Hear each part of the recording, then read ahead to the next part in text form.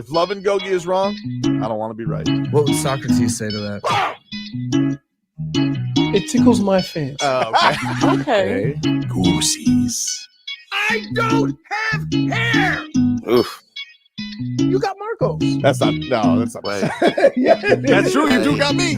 Get over here, Marcus. Let me look at you. They don't want it. Tobin Leroy, ready to deploy. Had to hit it with a little journalism, but that was a decoy. Better have about me, boy. Okay. Leroy and Tobin, hold to the show, man.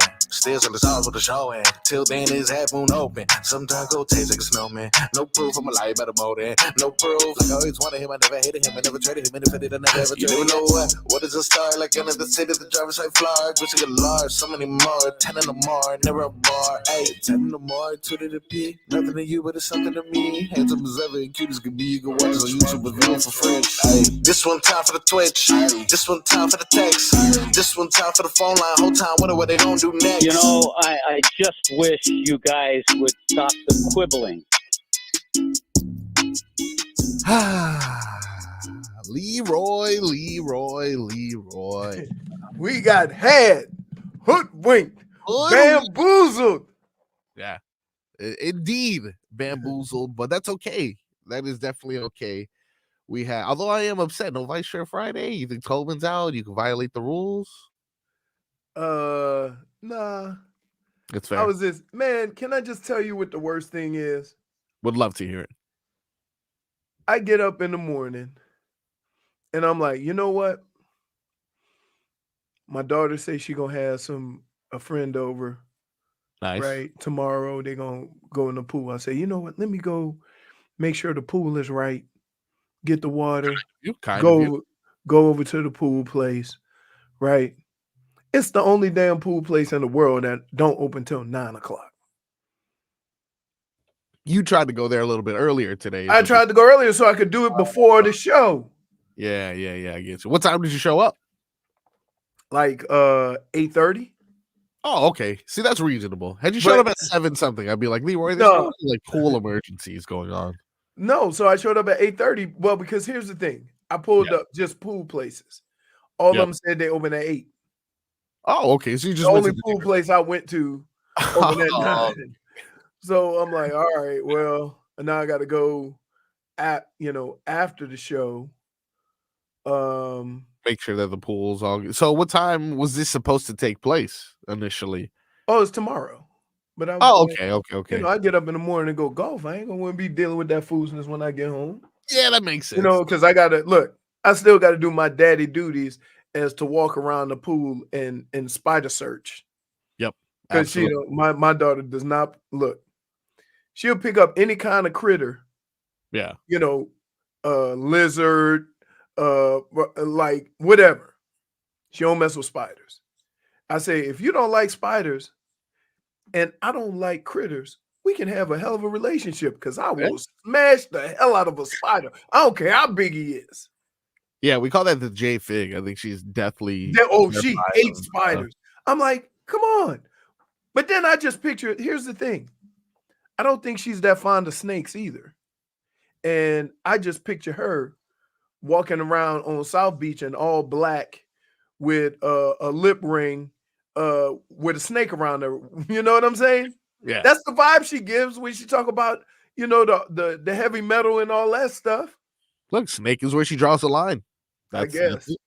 Makes sense. I guess. I ain't listen. I ain't I'm sometimes scared of a big worm that look like a baby snake.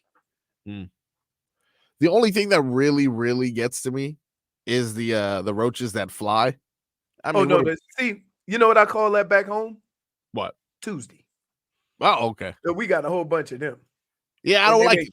They make noises, go airborne. Yeah. Hey, no, that ain't nothing. Ain't nothing. But like my wife, oh my God, there's a roach. I'm like, I smash them. I got you. Normal. So you grow up in the hood. That's a normal occurrence. You almost got to make them a little bed. Let them normal. Stay on the ground roach. Not a problem. You fly around and you develop different powers. Let me get this straight. Can't You do that. said, I'm okay with the ground road. I'm okay with the ground room. I know where you're gonna go, dude. I can predict your moves. Flying ones, The can't flyer trust was. them. Can't trust. Yeah. No. But it's weird because in Florida, like, so we got a snake that roams around the outside of our house. Huh. Right? Like we see him once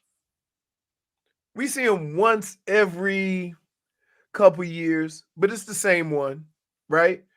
When they were putting the air conditions in, one of the guys came running around there. Ooh, a snake. I said, don't worry about it. Don't do nothing to him. Because snake keep the rats away. Yeah. Keep the mice away. True. So he can and there was that one snake that I sent Tobin a picture of that was in one of the little containers that we had outside. And he goes, whoo, that thing's poisonous. They're like, I'm like looking at my wife. I'm like, why would I call him for advice? Right. Yeah. You can take most of his animal takes with a grain of salt, to be honest. But well, look, let me tell you, he like I'll say, ooh, Tobin, what kind of animal is that? And he'll know. Right. So like it's not all of his animal takes aren't bad, but it's just some of them that he want to play with. Well, and that's intangibles right there. He want to play with them. Right. Speaking like of I see a swole kangaroo. I ain't about it. Right. Yeah. Especially when you see them little arms and you think you're going to be able to get, and then he raise up on his tail and kick the crap out of you. Dangerous, dude. Dangerous. Dangerous. Speaking of Tobin is out today. It is Leroy and Marcos holding things down. J-Fig is in the background there. Leroy, did you have an opportunity to watch any basketball yesterday, by any chance? I watched the Cavs do the same thing the Heat did in game 2. But here's the thing. It was different. It was different from this standpoint, right? The Heat lit it up from 3, right? Yeah. The Cavs were hot from 3, but they didn't absolutely light it up. But what they did in the paint, right? Yeah. That was a little bit different because they manhandled them with Mobley. Everybody got in the paint. So I'm looking for this next game going to be a little bit more physical because somebody going to make the point, no points in the paint, right? The point has to be made, no points in the paint, and you just go from game to game, right? Now, we didn't see this from Cleveland, right? We didn't think Cleveland could do this. But I got to tell you, that Spider. Woo! See, that's and see, here's where I get in trouble, right?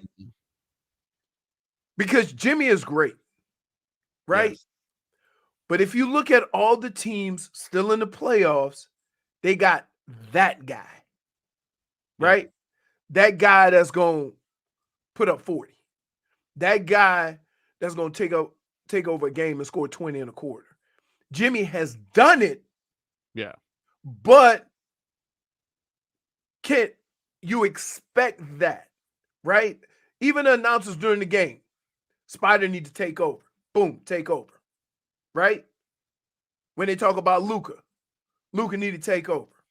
When they talk about Jokic need to take over. He does. Ant-Man. You see what I'm saying?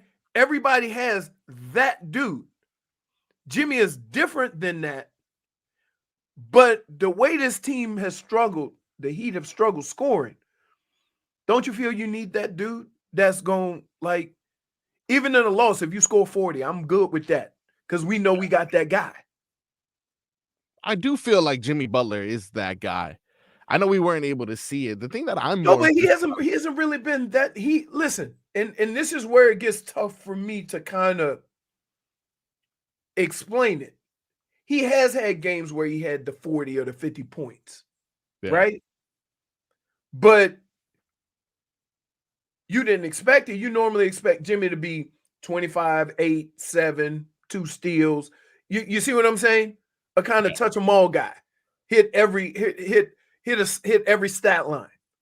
right? But looking at these teams left in the playoffs, they got that dude. You see what I'm saying? Yeah, I'm just like, Because I guess think what? Jimmy can. Even with Jimmy is that, though. even with Jimmy, Yeah. they still had some 90-point stinkers during the course of the year. Yes, but in those 90-point stinkers, did Bam do well as well? Did Tyler do well as well? But I'm not singling out Bam. I mean, I'm not singling out Jimmy, but Yeah. I'm singling him out as that's the guy who we think is our main scorer. Right? Yes. Now, what I would say is compare Jimmy and his scoring ability to everybody else's number one in their scoring. And I know Jimmy does a lot of other things. Yeah. So that's what makes it tough. But if you're talking teams who strictly seem to be left, the teams who seem to be left are the teams that have that dude. Yeah, if I look across the league and I look at everyone's 1A, Jimmy Butler is on the lower tier of scoring options in that regard. Right. But at the same time, when I look at everyone's 1A and then I look at the defensive side of the ball, Jimmy Butler's at the top of that list. Okay, but here's what we just saw with Boston. Yeah. You kept them to damn near 10 to 15 points below their average. Yeah. Excellent defense. You stopped the team from doing what they normally do.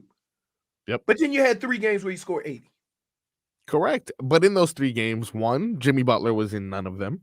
Yes. And 2, Tyler Hero does not, because look, you look at yesterday's game. But that's what I'm trying to avoid. I don't want to, like, I get the problem with Tyler, right? Yeah. Bam is Bam. I'm leaving Bam. He's off this conversation. Yeah. He's the guy that does everything, right? Yep. I'm saying, do you need 2 guys that do everything? You need somebody that score. So you're saying, as opposed to having Jimmy Butler's defense, you'd rather him more focus on offense and let that other 2-way player be found somewhere else? Right. He can play. Listen, he can play defense. I'm not talking about playing no defense. I'm not talking about giving you the old sombrero and just Olay. And I'm not talking about that. Right? Yeah. But I'm talking about when you say, okay, this guy is our primary defender. That's Bam. That's not Jimmy. That's Bam. Right? Who's our primary scorer? Who's the guy that when the game starts, you know you count for 25. Right. Yeah, and I know it's Jimmy Buckets, but is it Jimmy Buckets all the time? Those other people have that all the time. In fact, when Luka scores 20, we're shocked. Yeah, it's a bad game for him. Right. Yeah. That's the teams that are left. Yeah, so you need that. Honestly, you need that automatic offense. And unfortunately, we don't have that, and Jimmy is not. Right. Right. But that's my point. And it's not a knock on Jimmy, because Jimmy is who he is. Yep. You see what I'm saying? But if you look at these playoffs right now, and you look at a guy like Spider, you look at Luka, you look at Brunson, okay? They got other guys on their team. You see what I'm saying? They were just talking about who's the running mate? Is it Jackson with Ant-Man? Towns? Is it who's it? Oh, no, not Towns. This is the other guard. Oh, I can't. I think it's I can't. Conley? No. The other guy. He don't hardly shoot. All he do is play defense. Oh, I know what you're talking about. He's just out there getting cardio. I know exactly what you're talking about. But guess what? Ant-Man talk about him as being just as important as him. We got that guy. We making Jimmy that guy, though.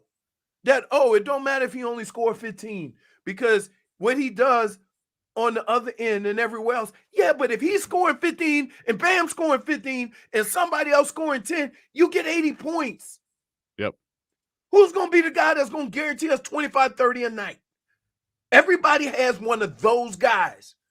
And like, I'm not saying they play no defense, right? But their primary goal is not defense. Who's that guy for the Heat?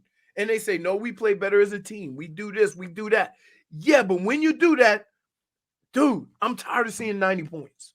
I'm tired of saying, 80, you played 3 games in a playoff series. You didn't get 90. Yeah. Yeah, it is frustrating. We're going to continue to talk more about it, determine what's going to be the best option for the Miami Heat this offseason. Did you see any glimpses of the other playoff game yesterday by any chance, Leroy? The one that started at midnight. It was a little late. It was indeed a little late. Because you know what? Here's what's funny. When I go through you have the schedule. So like I hit my I have direct TV, and you can push and it tells you, what's on right now. Yep. And it shows the new game, but the old game is still playing. Yeah. Yeah. Yeah. Look, we talked in the last, few minutes about having that star player who can put up those points. And yesterday with the West Coast game, the Mavericks versus the Thunder, the Mavericks beating the Thunder 119-110, the Thunder's first loss of the playoffs. It was a little bit interesting and different in that sense. Of course, Luka is going to put up his points with 29, but the guy who you also expect to put up points, Kyrie Irving, only put up 9.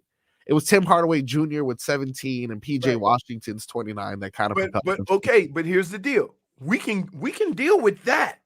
Yeah. We can deal with others chiming in. But your guy, your guy got to get his. That's true. Luka would be that, and then in the other side, and then everybody else pitch in. Because once they start realizing, oh, Luka having one of them days, and they start concentrating on him. That's how Luka and Yo Joker get those triple doubles. Because now they start assisting. And now somebody else get hot. Right? Yep. Look at this Heat team. Yeah, who is that guy that's going to get hot? Well, there's a lot of different guys that can get hot and have gotten hot. In the past, Caleb's gotten hot. In the past, Bam's gotten hot. Bam gonna get you, 20 points, right? Yeah. Dunks has gotten hot, right? There's been guys that have gotten hot. Back is broken. But here's the problem. We counting on those points. True. Luka wasn't counting on 20 plus from right. Yeah, that makes sense. These headlines are brought to you by the new Palmetto Ford Truck Supercenter. Why buy your truck at a car store, Palmetto Ford? We know trucks. When we come back, got some Panthers hockey to talk about. We got another game in the West. We got Miami Dolphins mini camp opening up today. We're getting a little bit closer to real football, Leroy. We're not close. We're a little bit closer to real football, Leroy. We're not. Dude, let me tell you something. Yeah, and we also have a super awkward post-game press conference to not get the sand out of my jock when I went to minicamp. Where you been? On the beach? Doing what? Nothing. That's the type of vibes that I want from anyone except for Tua. You better have been hustling hard this entire offseason. But here's when I started my offseason conditioning and stuff. I want to say March, beginning the middle of March, where I start going to the gym, getting a little run in, right? Then when we get to April, right? Because I think my mini camp was the first week of May. So, and then we get that going. And then by the time I get to May, like I could go and do mini camp, right? I can't play football, but I ain't gonna go out there and pull a hammy from trying to run hard. Yeah, I feel that. You gotta start it up, You warm up now. Before you know it, we're playing. That's a win, that's a loss, and everyone's happy. We got more of that when we come back on the Tobin and Leroy show right here on 560 WQAM.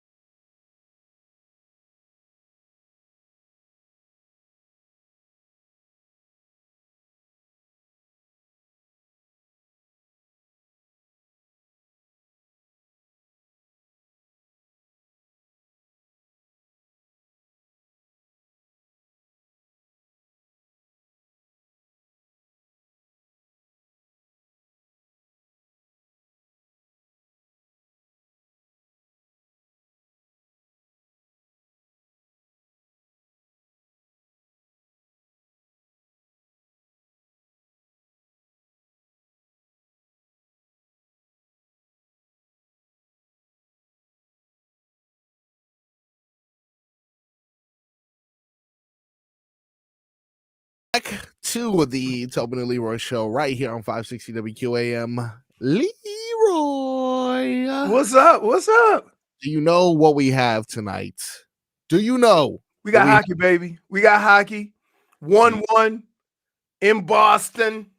That's right. Puck drop 7 p.m. You can hear that right here on. I like the playoffs. They start hockey in general. Yeah, starts early. They ain't gonna start no games at 8:00 like they do in basketball. Yeah, Sunday, by the way, game 4, 6:30 start. 6:30. Yeah, right. so I'll take that. Here's the thing, though. Have you seen any triple headers in hockey? Because usually they only do 2. Basketball, they try to get 3, 4 in a row. Yeah, baseball do the same thing. Right. But yeah, sometimes they do try to do that. Like on I feel like Martin Luther King Day or something like that. I know that I can't remember that's what all day. day. That's all day. Martin Luther King. Recently, the Heat, I think they have like a game like at 1 p.m. or something like that. Yeah. Actually, yeah, they did. I was definitely there. I was late. I don't know if you can do those 1 p.m. games in South Florida. It just doesn't work. I was late. I was late. Had a good time though. Had a good time for sure. I think the earliest games I ever played, because keep in mind, college starts at 12. Right? But when we would go to like Minnesota or Illinois, they start at 11 because it's Central Time Zone. What time are you even like? You're stretching at like 8 a.m., which means you're awake. Because college is different. College, everybody goes to the stadium at the same time in the bus, right? Where the NFL, you have like 2 or 3 buses going at different times, right? Yep. So it's crazy because keep in mind when in Minnesota the game started at 12. It's 1 o'clock here, but it's 12 o'clock. So your whole schedule is a little different. That's how I felt with anytime people would tell me that they were like tailgating for a West Coast game. I thought, initially when I was younger, everything starts around the same time where they just push it back. I don't realize that these people are in the parking lot at damn near 8 in the morning getting hammered. All West Coast games start at 1. Nah, that's a late one, isn't it? Right, but that's what I'm saying. There's no early West Coast games.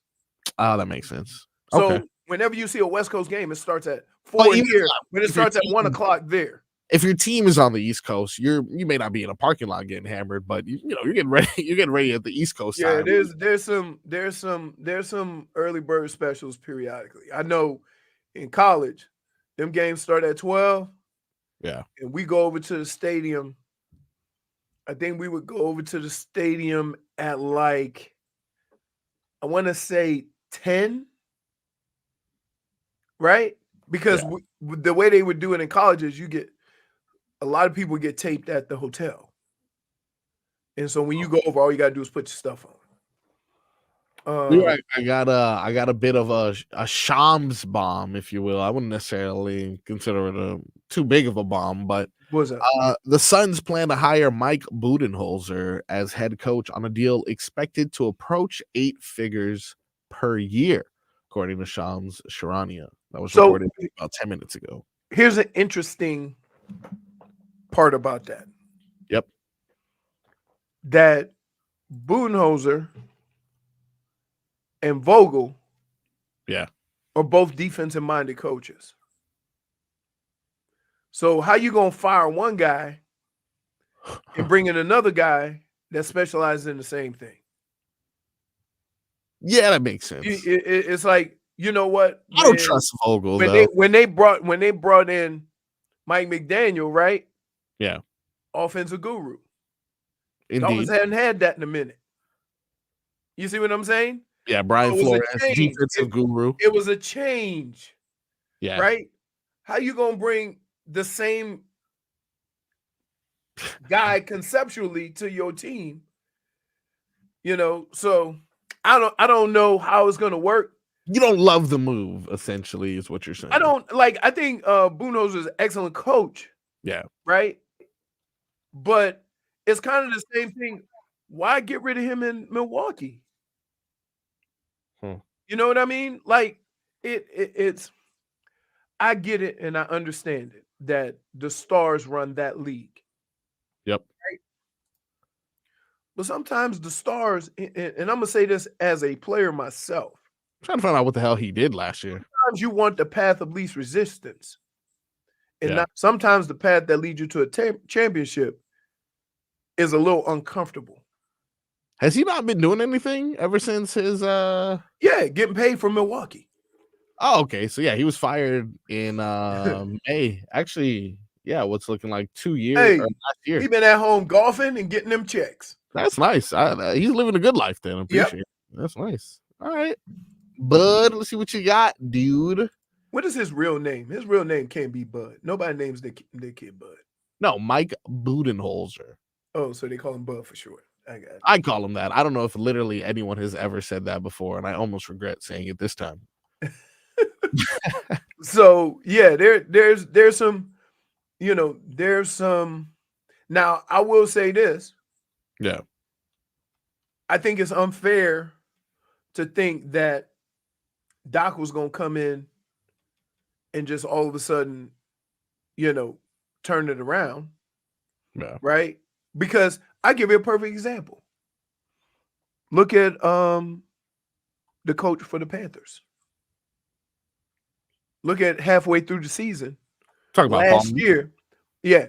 Halfway through the season last year, we were all like, hey, what's up? Me and Tobin were going at it. Hey, man, you got to give him a chance. They're like, you asking a guy to come in and kind of change the way the team has played for the last 2 or 3 years.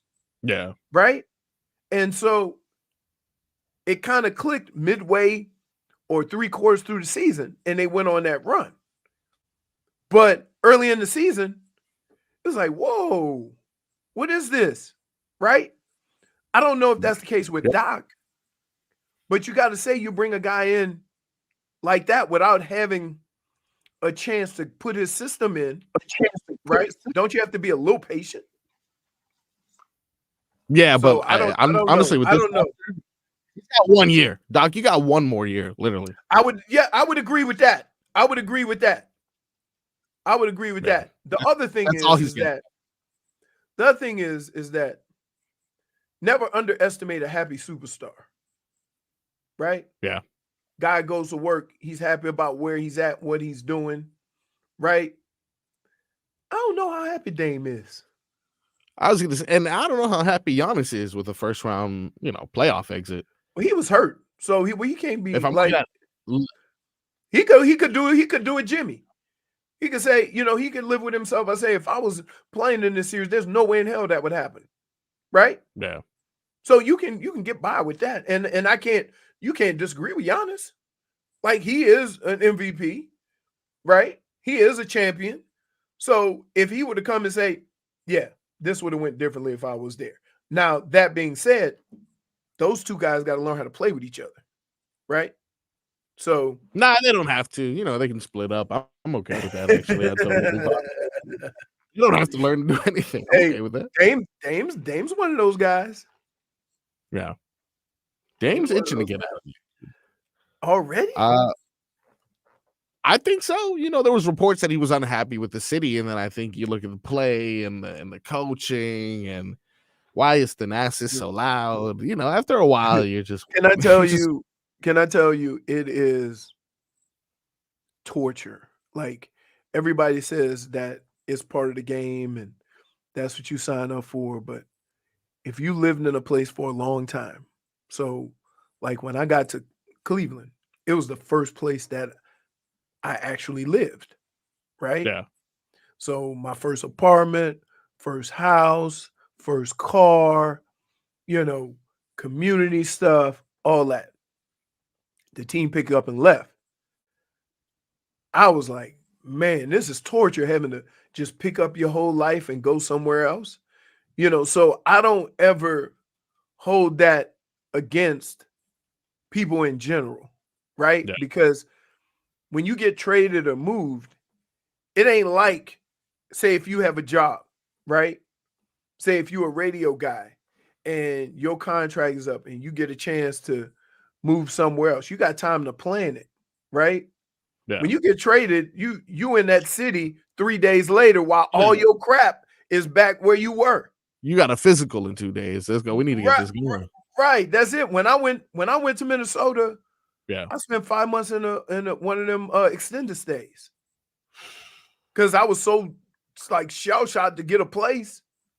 Yeah, I feel that. How was that, by the way? Did you enjoy it? Was that you had a maid? Stay? Yeah, let's start with that. You had a maid, so that's cool. Dude, it was torture. I did everything I could to not be there.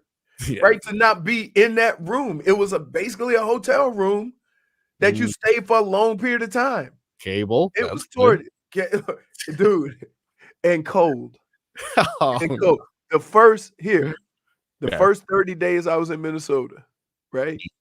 25 of those days, the temperature never got above 0. So the high was like -1, -2. For the high. For the high. Yes. I can't even fathom that. Dude, it was so cold. You like outside going short breaths because you walk into the facility and people didn't know who you were till you got in front of your locker. You had so many clothes on. Bundled up. Oh, it was crazy. And then the offensive linemen, because the jokesters of football are the offensive and defensive linemen, right? Because they big and nobody can do nothing to them except the other offensive defensive linemen. They're huge. They play all the time. So we had a guy, Mike Morris. He was the Denny of Minnesota. I played with Mike in Cleveland when he was actually a lineman. So we knew each other. He was the long snapper. So when we all went out to practice, he would just hang out in the locker room or they would go to the stadium and kick. It made no sense for a kicker when we had a home game to kick outside. So they would just drive down to the stadium and kick down there, right? Yep. Every time we came back from practice in the cold, we would practice outside until the field froze. So you got the first week or two where the ground wasn't frozen, but it was like 20 degrees outside. Yeah. Right? Denny would say, keep you alive, keep you woke. I mean, keep you cold. Right? Denny. So what Mike Morris would do is take somebody's clothes, dip them in water, put them on a hanger, so your crap would be outside like a scarecrow, frozen, because it would freeze by the time practice was over. And that was fun to them. Those are fighting words in Minnesota. I'm not gonna lie. No, it ain't, because you have to understand. Yeah. We also talking about the biggest guys in the locker room. He was a long snapper. He was still an offensive lineman at one point. Damn it. Yes. Oh no. Yeah. And I'm assuming that would happen to rookies or something like that. Or could it be anybody? No, you know what they did to rookies? Yeah. So we had camp in Mankato State, which is like an hour away. The hell is that? Yeah. It's a college. So we had camp there. We stay in their dorms. They had a couple of fields, just out of the way. And the last night of camp, all of the vets, mostly offensive linemen, would get the key, the master key, and they had a chart of all the rookies' rooms. They would go to the rookies' rooms, open the door, and then they make this announcement. We can do this the easy way, or we can do this the hard way. Now, the easy way was they had a big tray, the tape tray that they would tape you with. Well, they had one of those. They was wheeling it through the dorm. And they taped the rookie up. Everybody laughed, cut him loose, right? Oh, okay. Now, they couldn't find Randy when Randy was a rookie. You know how they have the lounges in the dorm? So there's one room with a TV and the couches? Yeah. Randy slept. He pulled the couch out, slept behind the couch the whole night. They couldn't find him. Right? Did they think he was out or something like that? No, they just couldn't find him. They thought he was sneaking around. For all they knew, Randy was looking at them and hiding every time they came around the corner. Right, the whole night. Randy said, I slept good as hell. Right? Now, Dante Culpepper was not a small dude. Big. Still So big. they go to the boom, boom, boom, boom, boom. He said, I ain't into that foolishness. Boom, boom, boom, boom, boom. Dante, we have a key. Come on in. They opened the door. Dante was sitting on the edge of his bed in like a kind of football position. They go, Dante, we can do this the easy way, Oh, okay. or we can do this the hard way. Your choice, but it's going to happen. And Dante said these words. We doing this the hard way. I like that. I respect that. So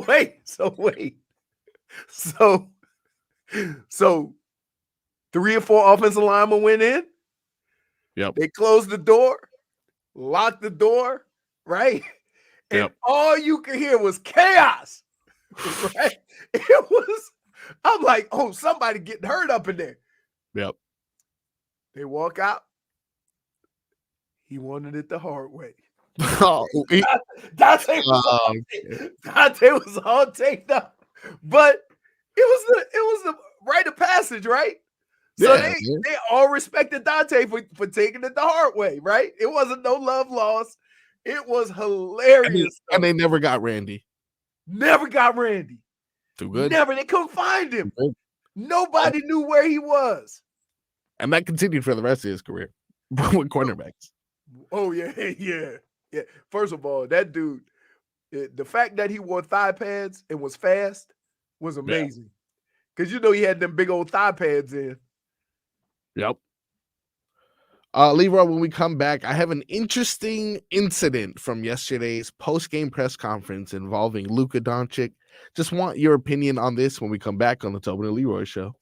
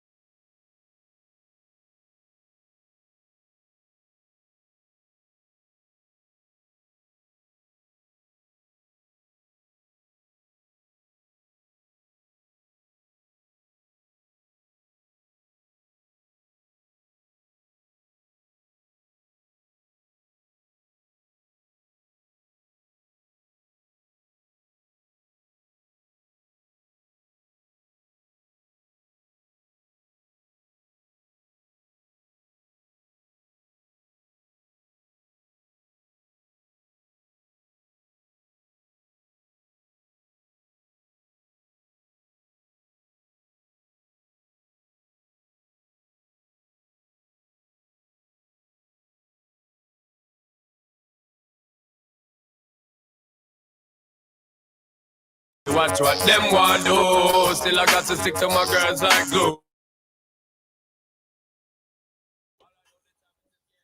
Welcome back to the Tobin Leroy show right here on 560 WQAM. Leroy. What's up? What's up?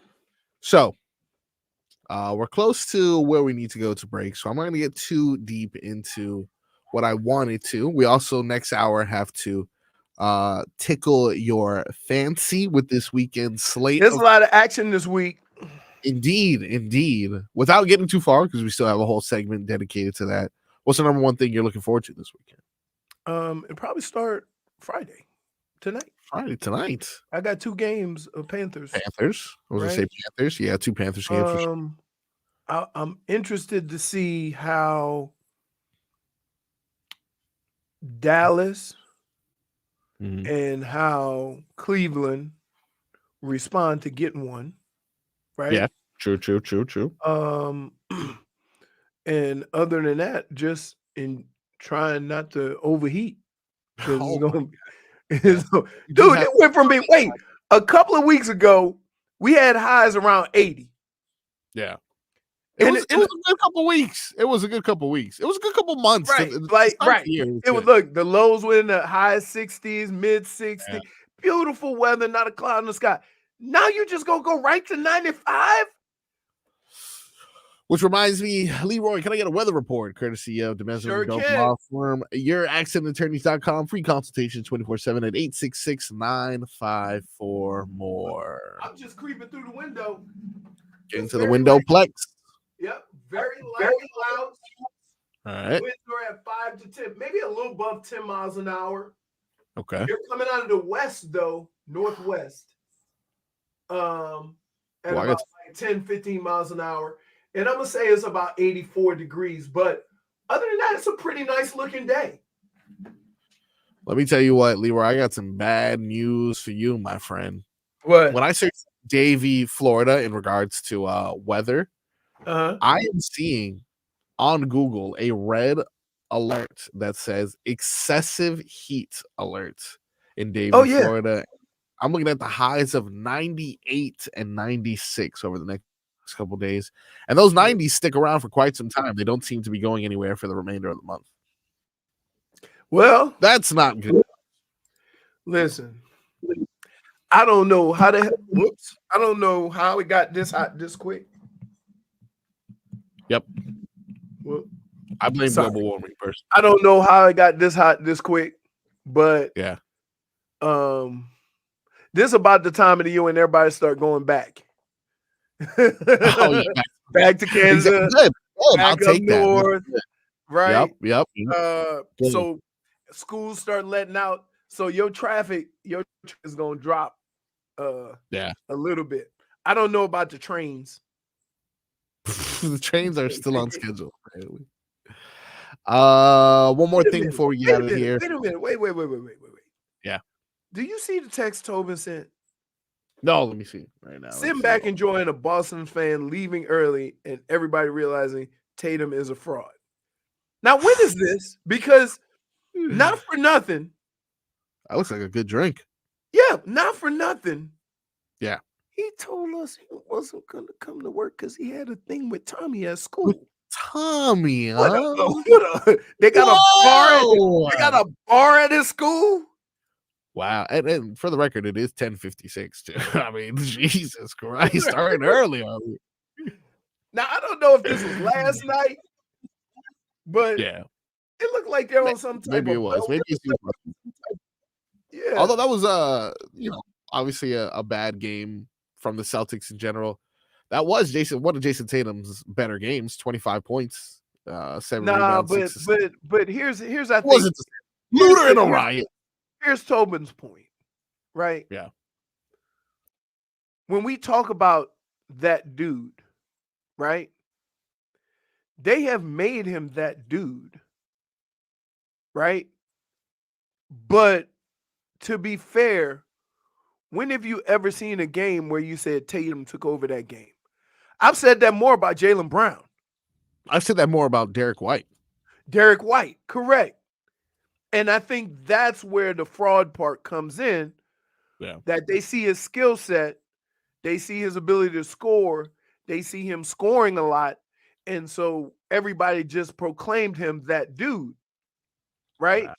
But if you look at what Tatum does and then look at what Spider did, it seemed like they're two different players. I've seen Max Strus take over more games than Jayson Tatum. Yeah. Well, how about Max? He found his spot, huh? Yeah, I mean, solid. He played 40 minutes yesterday. He only put up 12 points, but I'm sure it was a time. Can I just say this? Yeah.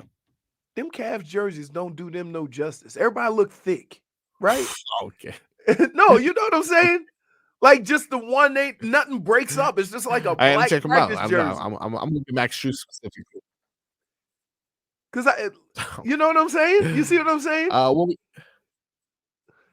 gonna look at it now. I'm gonna compare Max Strus in a Miami Heat jersey. But you know, anyone in a Miami Heat jersey also comes with that gauntlet of being in shape, practice that they need to do, the conditioning that they need to be in. You know, right. you don't want Pat Riley to call you fat. It's the worst. You ain't got to worry thing. about that. Let me tell you something. When you play football, you ain't have to worry about that time of year when you didn't sweat. Yeah, you'll have quite a bit of time to sweat, including during minicamp, which the Miami Dolphins have started today. We'll talk about that and much more in hour Tua on the Tobin Leroy Show.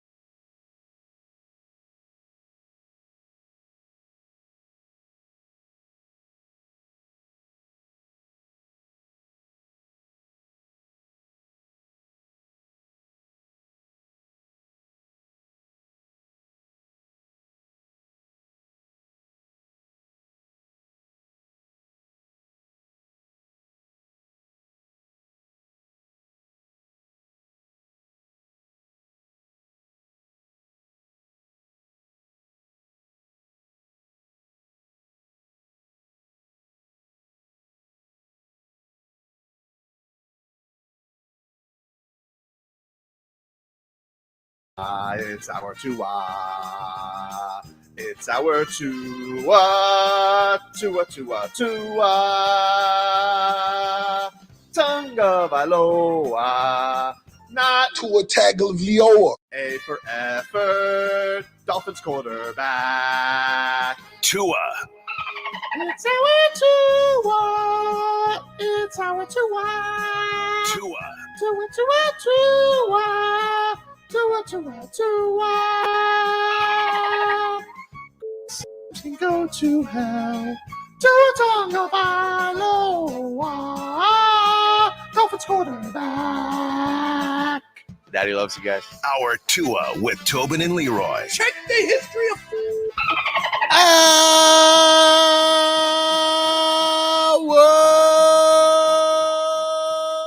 To the program, ladies and gentlemen. Tobin and Leroy. Although Tobin is out today, somewhere already day drinking and celebrating the collapse of the Boston Celtics yesterday at the hands of the Cleveland Cavaliers. Leroy, let's get into some headlines. These headlines are brought to you by the new Palmetto Ford Truck Supercenter. Why buy your truck at a car store? Palmetto Ford. We know trucks. Like I just mentioned, they're your favorite team to hate.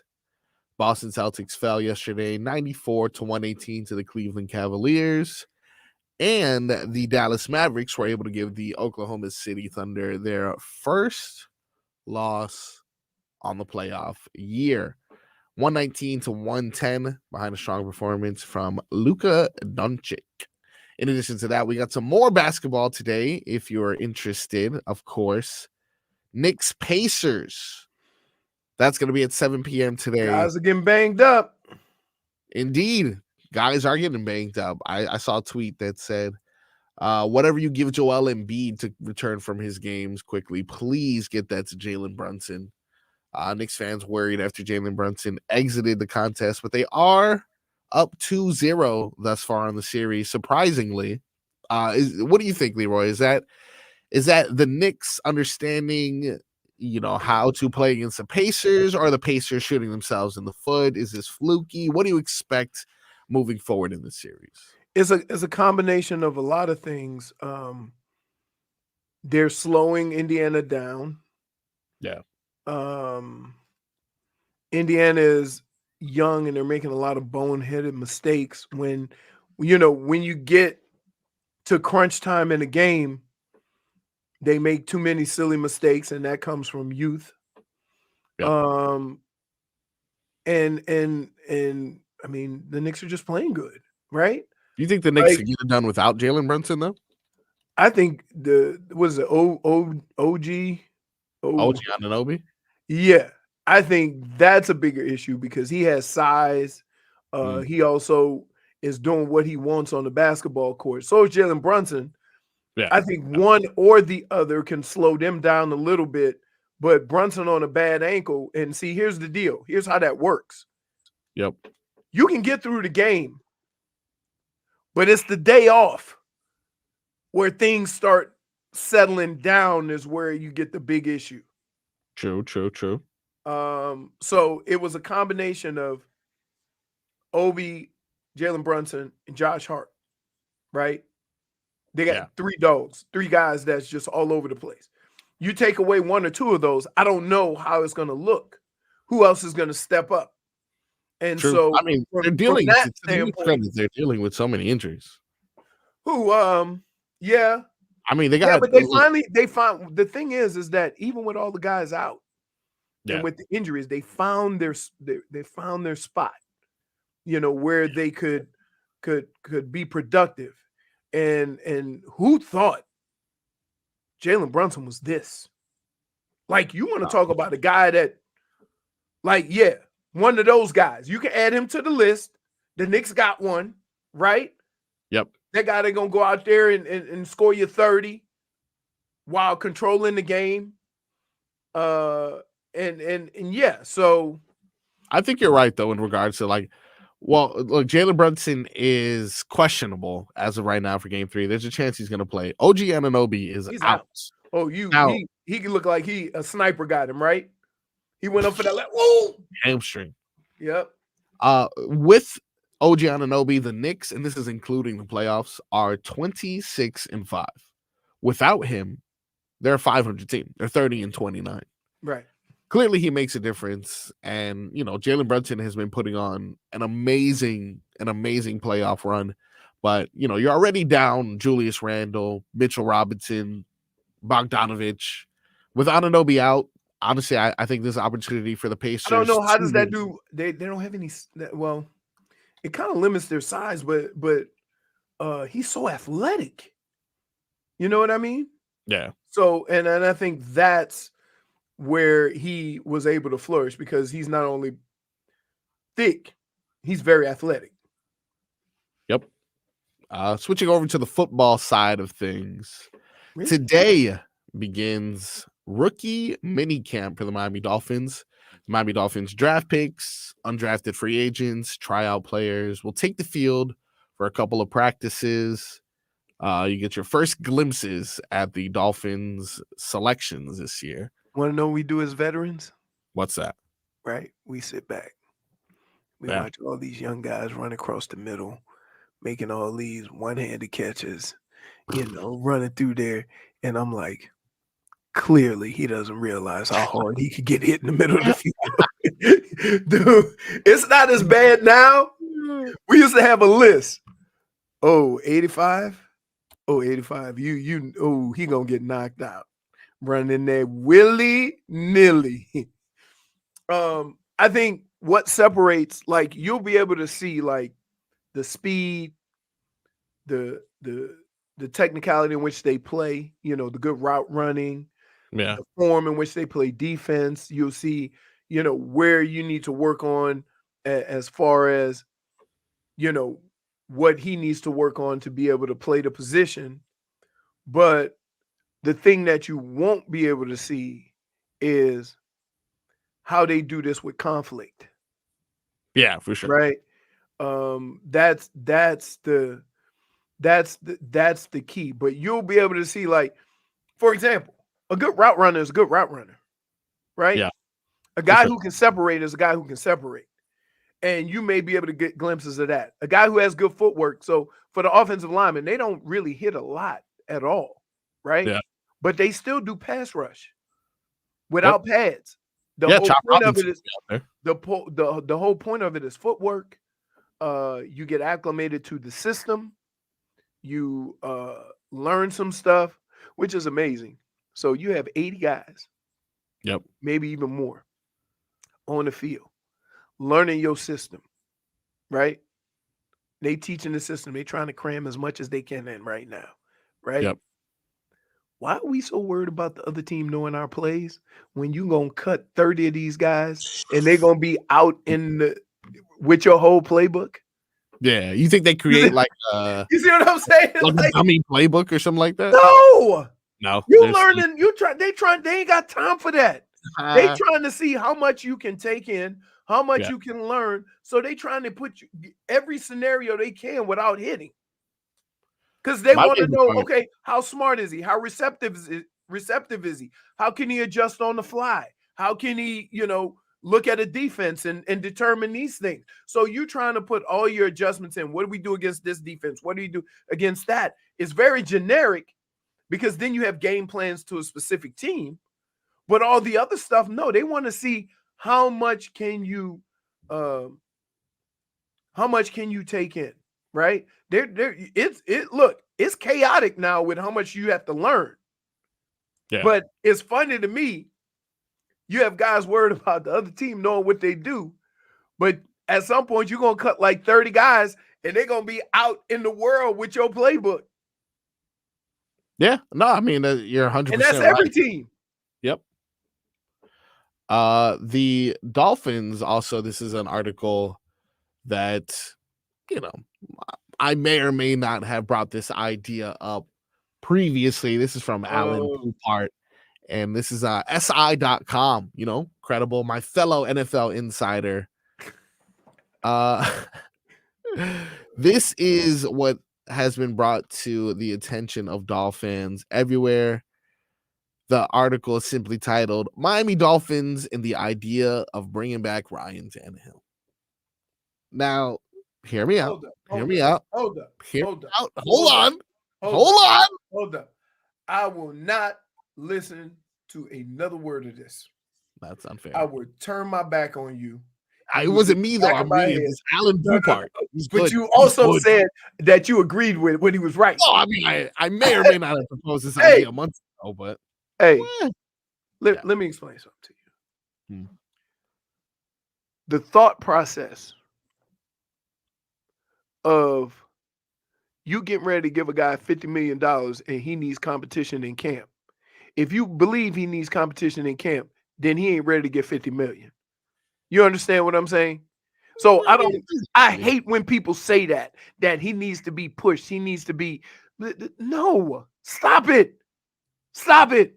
That's dumb. You honestly gonna tell me, I'll put it in your hands.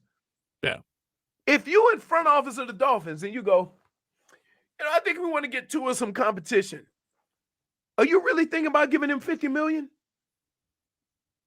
So you agree with me that we shouldn't be giving him $50 million? No. Solid.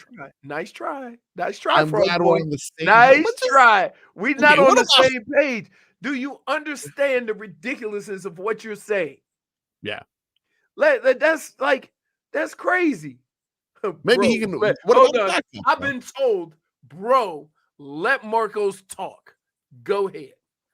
Oh, perfect. This is great for me to lay out my wonderful argument, also mirrored by Alan Poupart right here on SI.com. First of all, a poo-poo story about Poupart. Okay. First of all, cheap skis, dude. Let's talk about that. We can bring him back on the cheap skis. He's already made his money, so we'll just bring him up as we can bring him on as a backup for $3.5 million. That's easy. That's easy work, So first of all, that's a cheap option. Second of all, who really likes Mike White? What has he done for real? For real? What has he done? If Tua goes out, are we really trusting Mike White to carry this team? Tua is no longer doing jiu-jitsu. We don't know how he's going to hold up this season. He had an entire season of health. No way he does that 2 years back to back. Just consider it, dude. Just consider the idea of having Ryan Tannehill back there for a low amount of money in case, maybe not one of the most injury-riddled quarterbacks in quite some time, gets injured. Can I say this? Yeah. Lamar Jackson gets more injured than Tua. No way. Yeah. Let me see. Go look. He moves the needle more than Tua also. No, but we're not talking about that. Stop. I didn't say anything about moving the needle. I didn't say anything about better. I didn't say any of that. We're not comparing stats. I'm just stating a fact.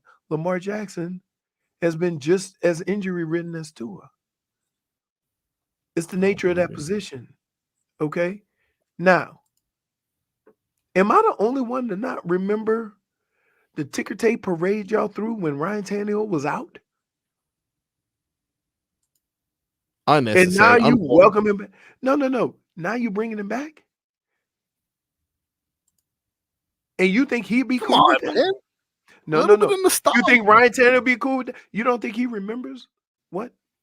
I think we owe him. That's what it is. I think we owe him. You don't owe anybody anything.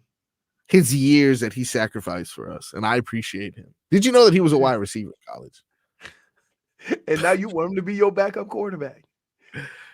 It's amazing. It's amazing how these things go around. I know you're checking Lamar Jackson. Yeah, I did, but it's accurate. He's just played. Just go from the last 4 years. Yeah. Look at how many games missed. Okay, cool. So for the last 4 years, see if I can be Leroy and do quick math. Lamar Jackson has played 55 games. Correct. And Tua in his entire career, which is 4 games, was 4 years.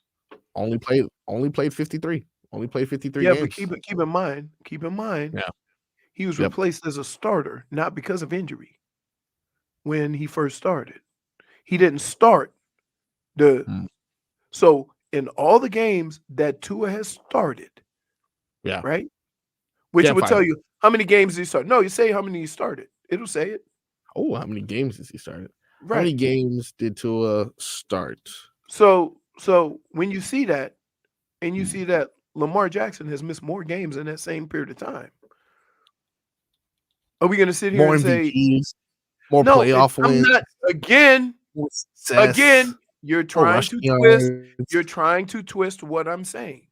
I'm not saying saying. Tua's better than Lamar Jackson. Yeah. But what I am saying is when you call somebody injury prone, right? Yep. Lamar Jackson has missed more games than Tua. So what does that make Lamar Jackson? I don't think so. I think you're lying. No, I think you he had just did. one season. You just did it. You just did it. You Yeah. just did it. Yeah, but it was 53 to 55. Samesies, dude. Oh my goodness. At least one of them kind of No. electively used it. No. You're like Jalen Ramsey telling me to pay Tua. Again. Yeah. If, and I know for a fact, Yep, that Tua has been available in his 4 years in that same time frame than Lamar Jackson. He didn't start the whole time. That's why the games are skewed, right? Yeah. That being said, if you're calling Tua injury prone, what are you saying about Lamar Jackson, who's missed more games? These are facts.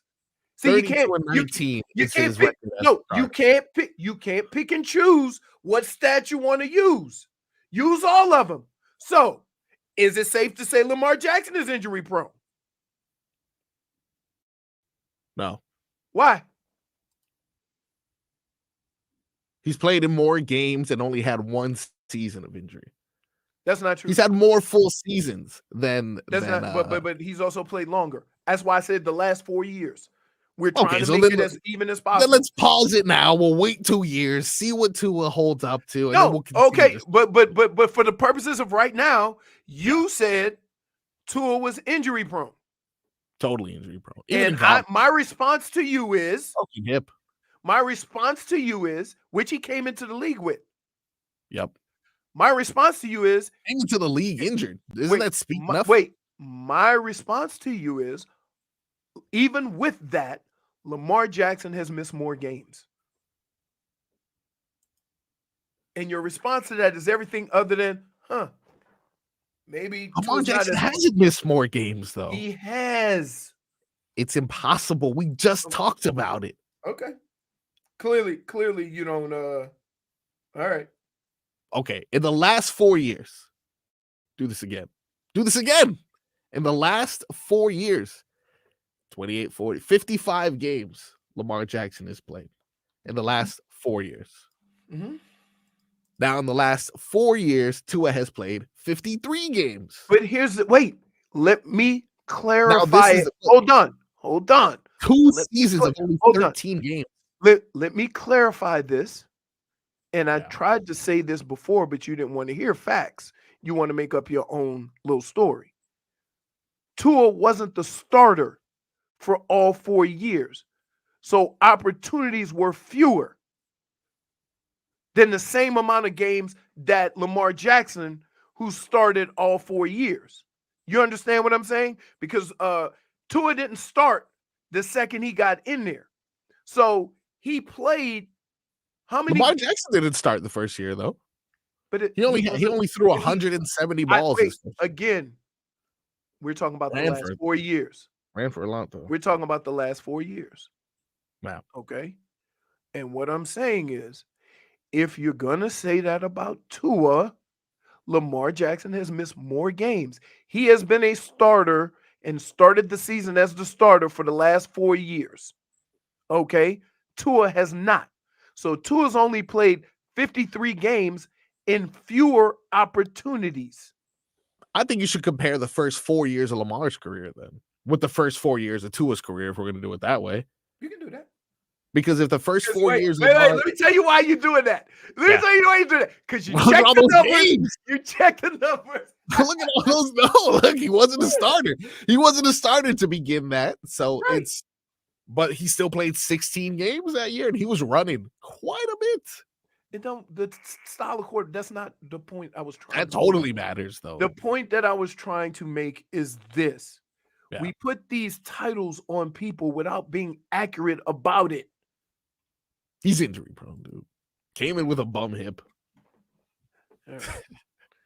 When we come back, we're going to attempt to tickle Leroy's fancy.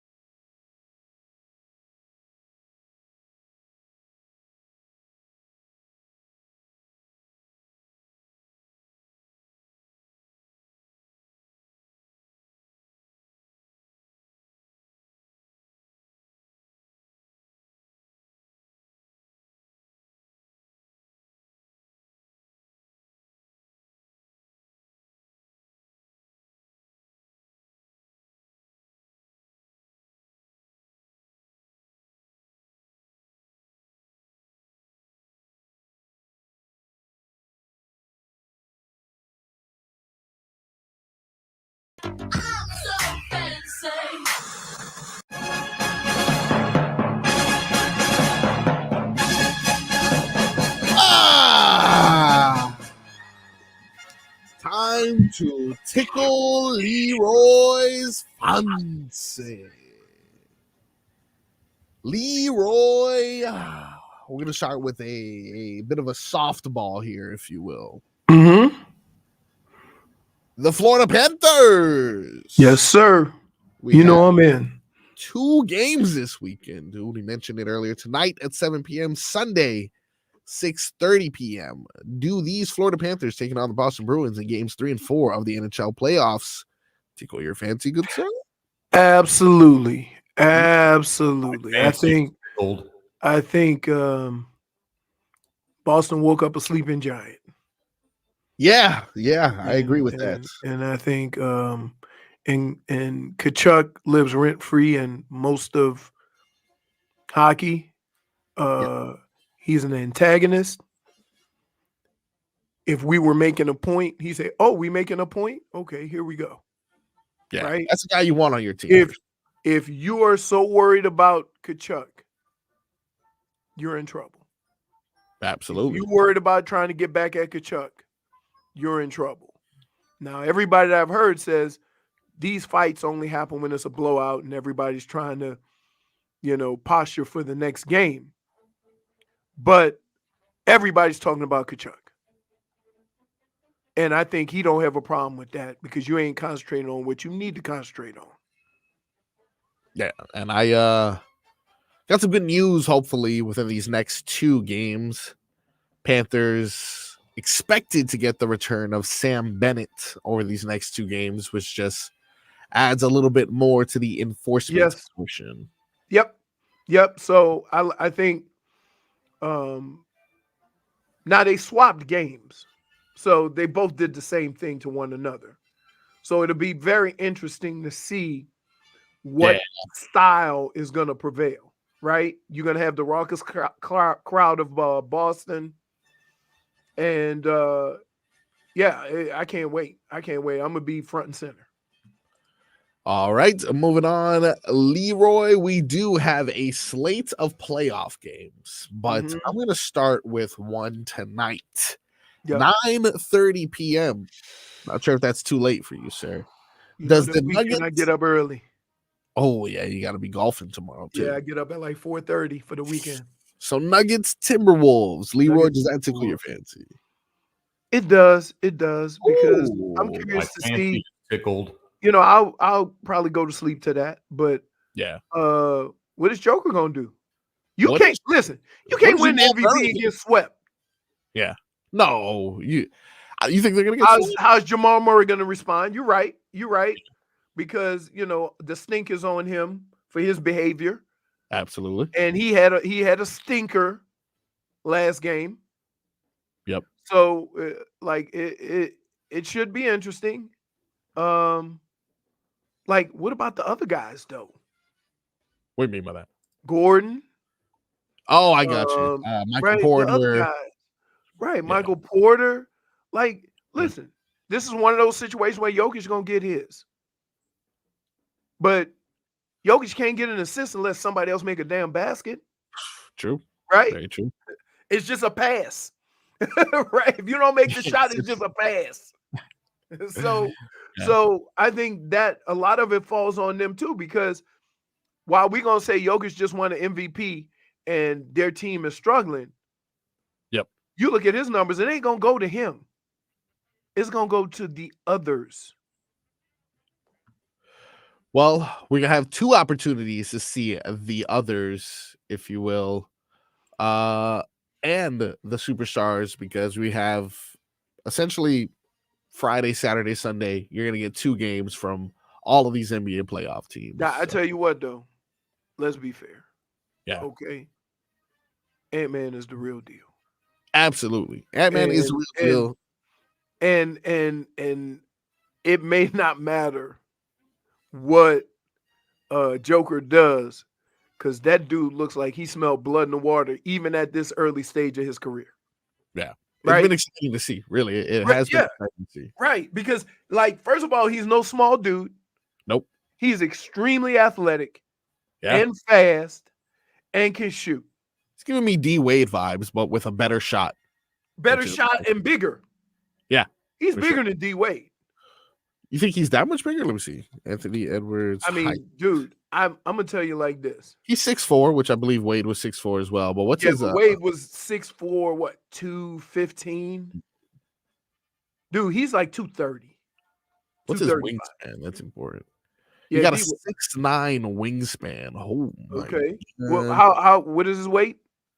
Let me see. Because they say D Wade was 6'4", 225. Wade had a 6'11" wingspan. Oh yeah, but no, they said D Wade was 225, and Ant-Man looks bigger than him. They got 225 listed here. No, he ain't 225, and he can jump out the gym. Man, they're very similar though. They got very similar. I would say Ant-Man is more athletic. Yeah, and I would say he's a better shooter as well. What? Yeah. Anyway, let's keep it moving.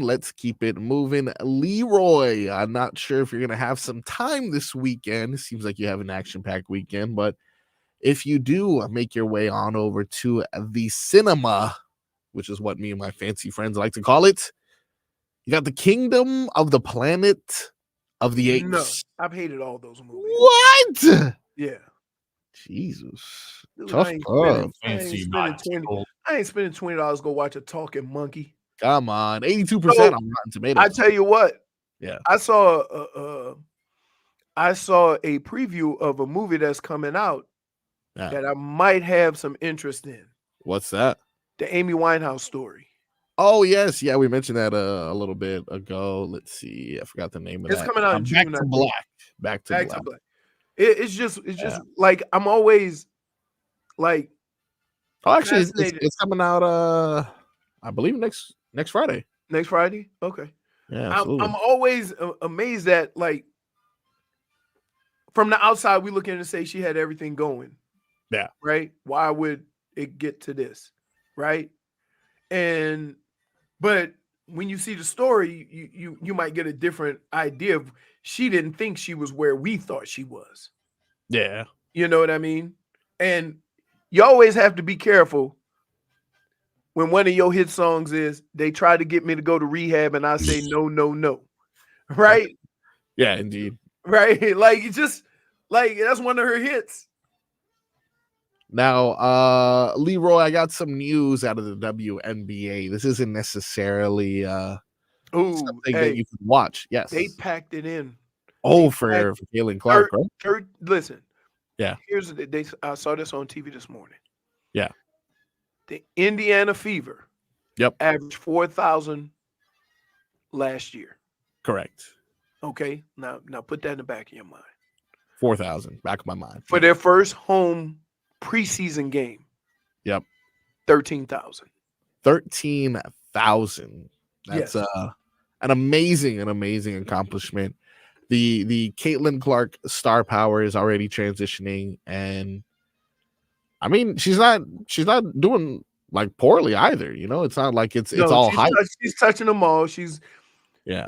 What they said on TV this morning, she makes the right plays all the time. It's not a matter of making shots. She can shoot, but if her shot is off, she's still making the right play. She's not forcing. And that's kind of what you got. That's kind of what you got from her when you watch her in college. That her moment was going to come. She didn't have to force it. 12 points, 8 rebounds, 6 assists. According to her, I don't think I was that effective, honestly. I thought more than anything, I did a really good job of passing the ball and finding my teammates. Yeah. Yeah. I mean, she's still learning. You know, she's doing what she can. Dude, last one on the NBA on her shoulders. I mean, WNBA. Well, because of her, I'm not sure if you saw this recently, Leroy. I'd like to say because of her, but also because of just how the sport is rising altogether. The WNBA finally decided that it was a good idea for them to begin doing charter flights for teams. Charter flights, yes. So yes. Which I find that one because when you have the amount of stars that went into the league this year, yeah, right, it becomes more of a pain in the butt just getting them through an airport. You see what I'm saying? Yep, for sure. We got a little bit more when we come back, Leroy. I have an interesting feud brewing. We do know that Austin Rivers recently made some questionable comments in regards to whether or not NFL players can adapt to the NBA as well as NBA players can adapt to the NFL. Created a bit of a division between a lot of the media personalities. We're going to dive a little bit more into that as there has been a response to Austin Rivers' statement. We got that and much more on the Tobin and Leroy Show. WQAM.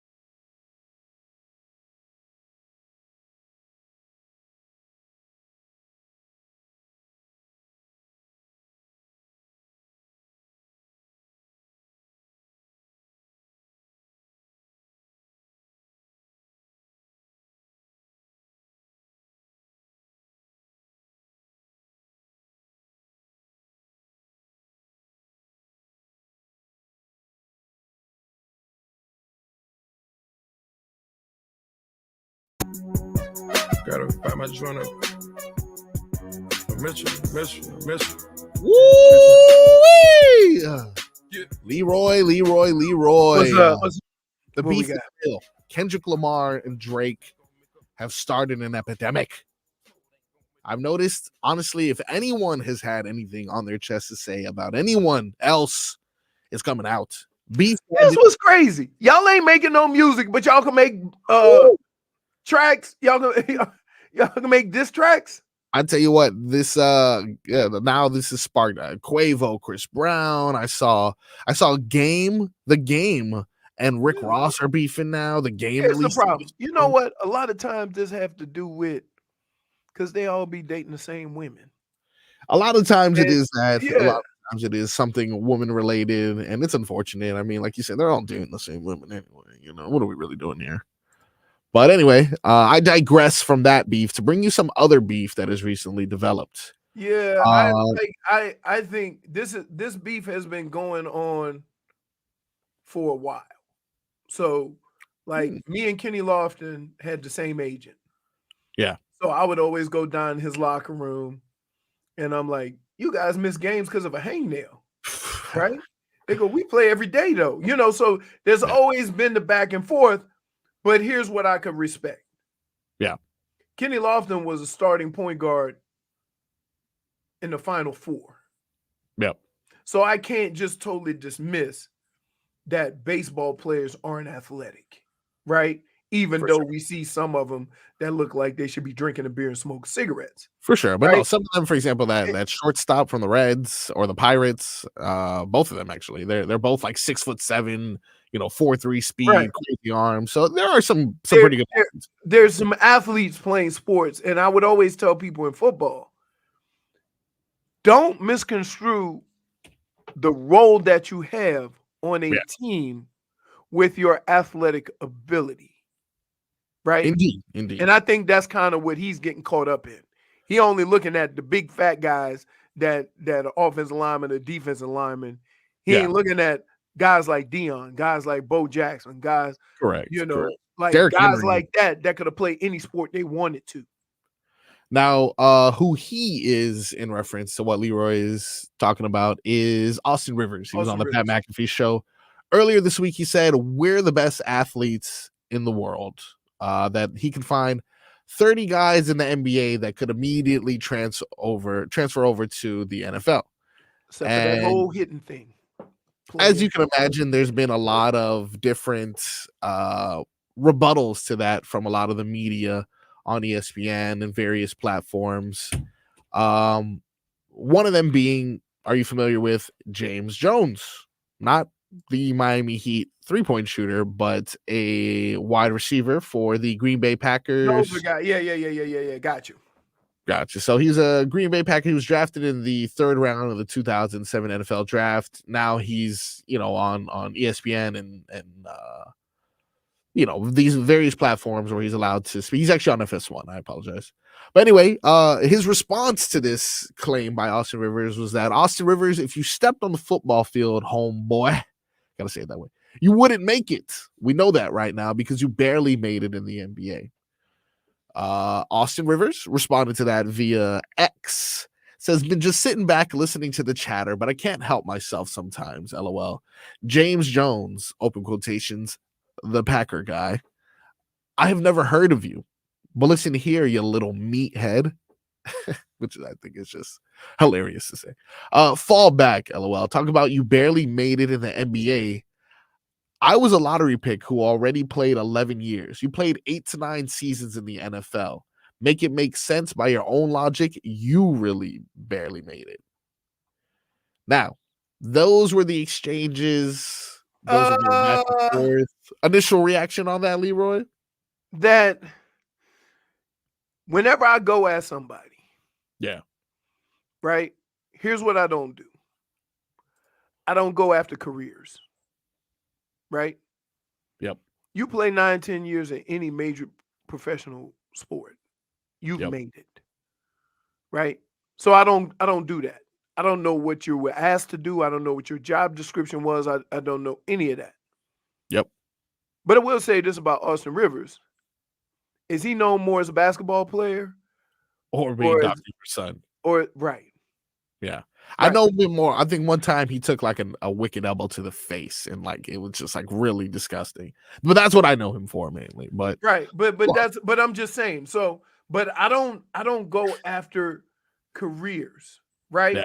I don't go after like I'm not the guy that'll go and look at somebody's numbers and talk about their numbers as far as their career because I don't know what they were asked to do.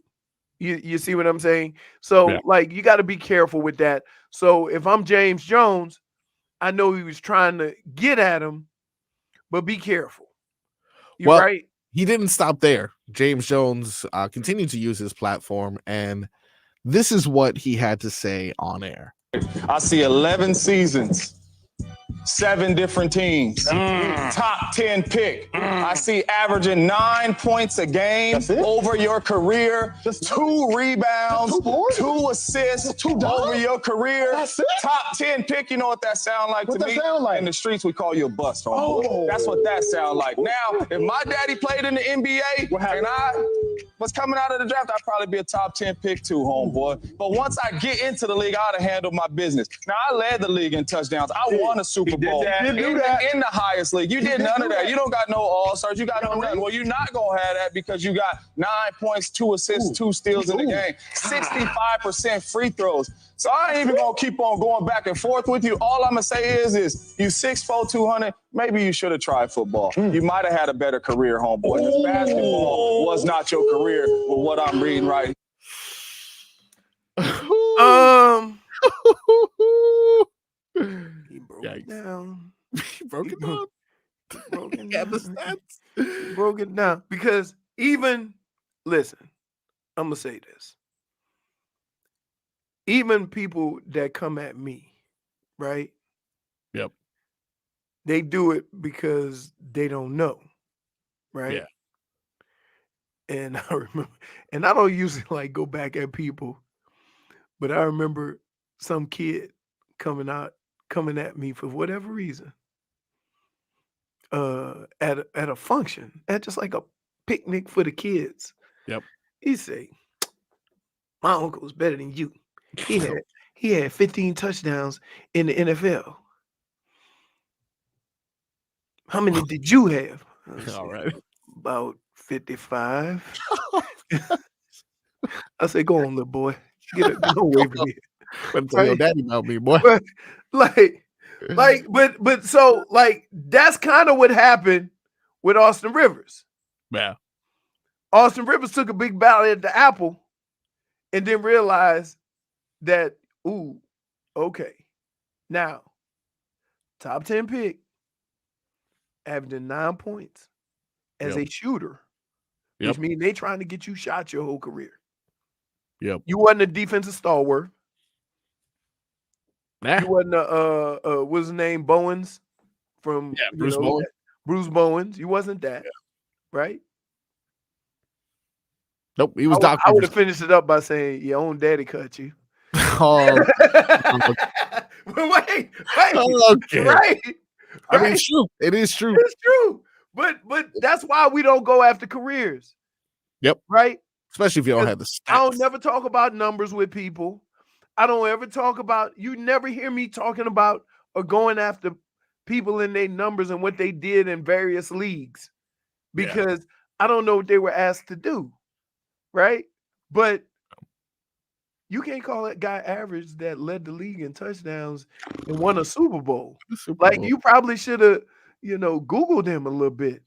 Dave right? South said it best. It's been a bad week for mixed dudes with beards. We got more Tobin and Leroy when we come back. Cat Talk coming up next. The #1 sports adjacent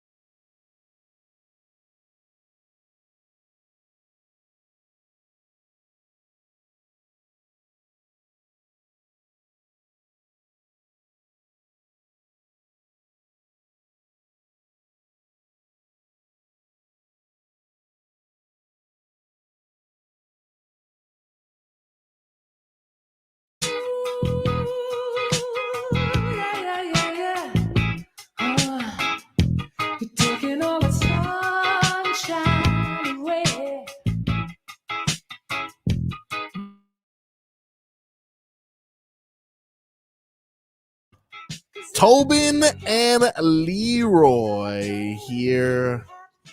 Technically, just Leroy here, sporting his Galaxy vibe here. Hey, strawberry watermelon. You know that's anti-intangible. So good though. It's So so damn good. The apple cherry's good. Yeah. The peach raspberry's Peach good. raspberry, so good. Yeah. Yeah. Hockey fans, don't sit this one out. When it's game time, make Celsius a part of your play and get that energy up. Game day is fueled by Celsius Essential Energy Drinks, the official energy drink of your Florida Panthers. All right, look, we went to Vegas. Yes. They don't have all these fancy flavors. They're still on the first vibe, like the peach, the pineapple, the tropical vibe. Yeah, their own tropical vibe. Yeah, I'm like, look at that. Hey, I told somebody in Vegas, I can see into your future. Oh, wait till this peach raspberry come across. Yeah. Just wait on it. Yeah.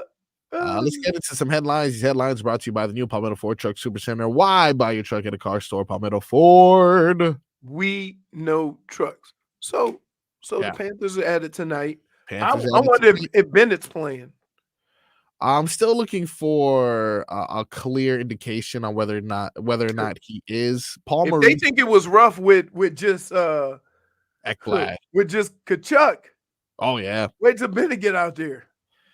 Yeah, I know a few games ago, I believe Paul Maurice was quoted as saying that during these next 3 games, he expects Sam Bennett to play. Yeah. I believe he traveled with the team, so That's if not this game, definitely next game. But yeah, if he travels with the team, then you know that okay, cool. If he doesn't even travel, you got to at least wait until they come back home. So how do you? I just think that makes it more physical. Yeah, that's what I'm saying. I'm like, if they thought last game was physical, wait till Bennett gets back. So my question to you is this.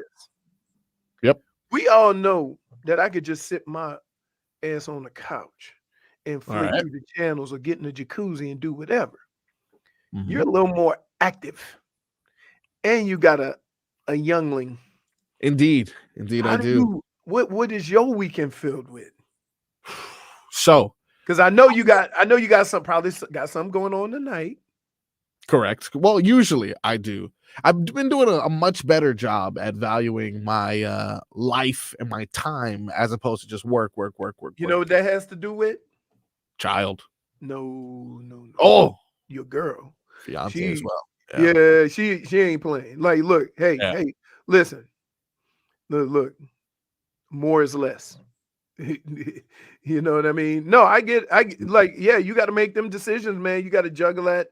You know what I'm saying? And then because ain't nothing set in stone yet. As soon as you get a career set in stone, then you can. But now you just all over the place, and so you got to. Once someone leave, I need someone to put a ring on it. Once someone put a ring on it, then I'm like, okay, I got a little job I got to stay faithful to. As of now, I'm hustling out here. I'm in these streets. Yeah, but I ain't never afraid of the hustle. Never, because I remember as a kid.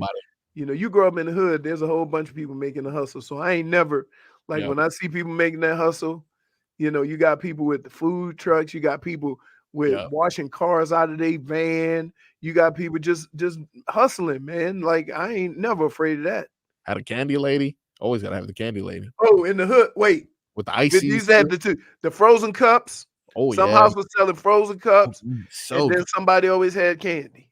Yeah. Now the sports organizations are ruining the candy thing.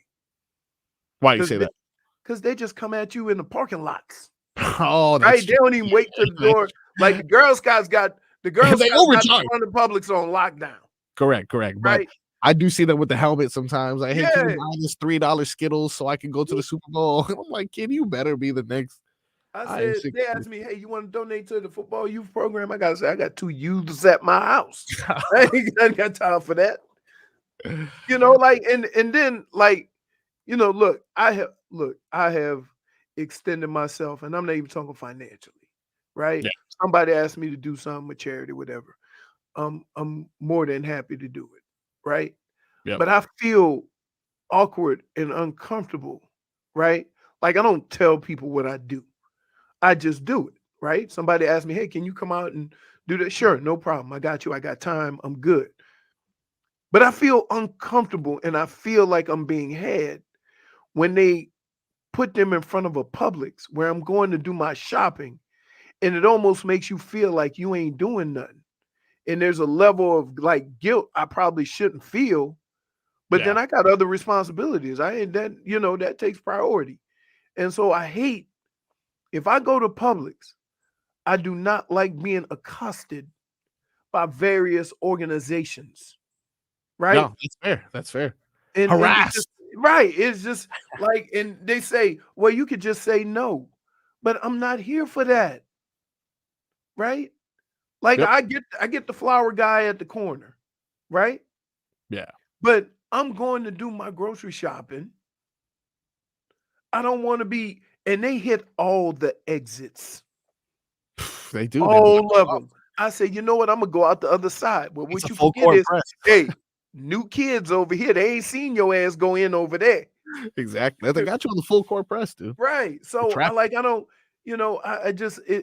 feel awkward and I hate that. I hate, because listen, I'm never going to be the kind of person to say what I do, right? Yeah. I don't do it for those reasons. I do it because I feel that I can and I help people out. That's it. You ain't got to go, but people sometimes put you in a spot that makes you feel like you got to put your stuff out there that, oh, I already do this for the kids and I already do that. And I'm not stooping to that level, but I still feel awkward. Yep, absolutely. A little bit more on the Panthers before we go to a quick break. As we know, there was a bunch of brawls last game. Dude, that was like WWE. What's that thing where they have all the fighters fight each other? It was a Royal Rumble. It was a Royal Rumble, and they said that, Kachuk, you're not supposed to hit them when they get on the ground. Right? And that may be true. That may be true. Yep. But here's the deal. If that whole point was to make a point, right? Yeah. Kachuk made a point, and that was, don't come over here with that foolishness. Yeah. Now, Kachuk, there's a Sun Sentinel article right They're here. going to go after him, though. Oh, of course they're going to go after him, but I mean, I'm sure he's expecting that. They've been going after Kachuk his whole career. Exactly. All the Kachuks. There's a target on your back when you got that Kachuk there. But actually, Matthew Kachuk said that he has tons of respect for Pasta after the fight with Bruin star in spicy Florida win. That's an article in the Sun Sentinel by Adam Lichtenstein. Now, I think here's what he respects. He respects the fact that most of the time the stars get away from that. So, he kind of mentions that here, right? But I'm kind of thinking he's a bit delusional. And tell me if I'm he's delusional. He's a Kachuk. This is what he said. Look, I guess Kachuk said, I guess they kind of started it there in regards to like the fighting prior to his beginning, and says, I guess I just kind of wanted in on that action. I kind of just asked him to fight. He said, we'll do it next game, and I'm like, maybe we should just do it right now. And he said, all right, I'm going to go out next shift. And which I totally respect hockey players for planning out their fights. That is, but here's the deal. One of the toughest things I've ever heard. You can't listen. That's like saying, hey, Tyson, we're gonna play fight. Right? Wow. You asking a professional fighter, an instigator, you want to do this? Yeah, I want to do this. You ain't that dude. Now that's the thing where this is where I begin to feel like Matthew Kachuk is potentially a little bit delusional on what the hell his role is in the NHL, because he goes on to say, I give him tons of respect. It was two guys that aren't known for fighting, me and him. What the hell are you talking about, Matthew Kachuk? Two players who are probably more known for their offensive side of the game. Tons of respect for him. I don't know what the hell this guy's talking about. We were both up for the Hart last year. Just to see us out there battling at center ice in a playoff game, I think it's pretty cool. It's good for hockey. Both emotional guys that are leaders for our teams that really just want to show that we'll do whatever it takes. We weren't going out there to play patty cake or anything. We're going out there to have some fun in the fight and try to land some punches, I guess. Okay. Wait. All of that is fine, but when you went to the ice, you continued to pummel him. That's what I'm saying. You missed the memo. Yeah, it's like, I don't know. I'm not really known as a fighter. Fighter? Wait. Kachuk. They nicknamed your whole family the Fighting Kachucks. The nunchucks. Anyway, look forward to more of that physical activity tonight between the Florida Panthers and Boston Bruins. You can listen to that live right here. Doug Plagens on the call, 560 WQAM. Puck drop at 7. Puck drop on Sunday is going to be 6:30 for Mother's Day. So Here would be the interesting thing. Yeah. If they get so caught up in getting Kachuk, they're going to get blown out again. Absolutely. So everybody says that fight's over. You made your point. Now we're getting back to hockey. We'll see. Yeah. If that's true, or do they go after Kachuk? Because if they go after Kachuk, you got a whole bunch of studs on that Panthers team that'll light you up. Yeah, absolutely. So maybe all this stuff he's saying, maybe he's an evil genius. Potentially, I mean, thus far he's been operating as such, so I wouldn't be surprised. When we come back, we got a Marcos mixed bag. Yeah, I like the mixed bag. Some, you got a good one? I got a good one, man. I got a good one about some topics we covered earlier and some things we haven't talked about yet. And then looking forward into the show, we got some more games going on. Tobin is out. J-Fig is somewhere. I'm not sure. She's hanging out though. But Leroy and Marcos here holding it down. We got more when we come back on the Tobin and Leroy show. This hour of Tobin and Leroy is sponsored by Kendall Dodge Chrysler.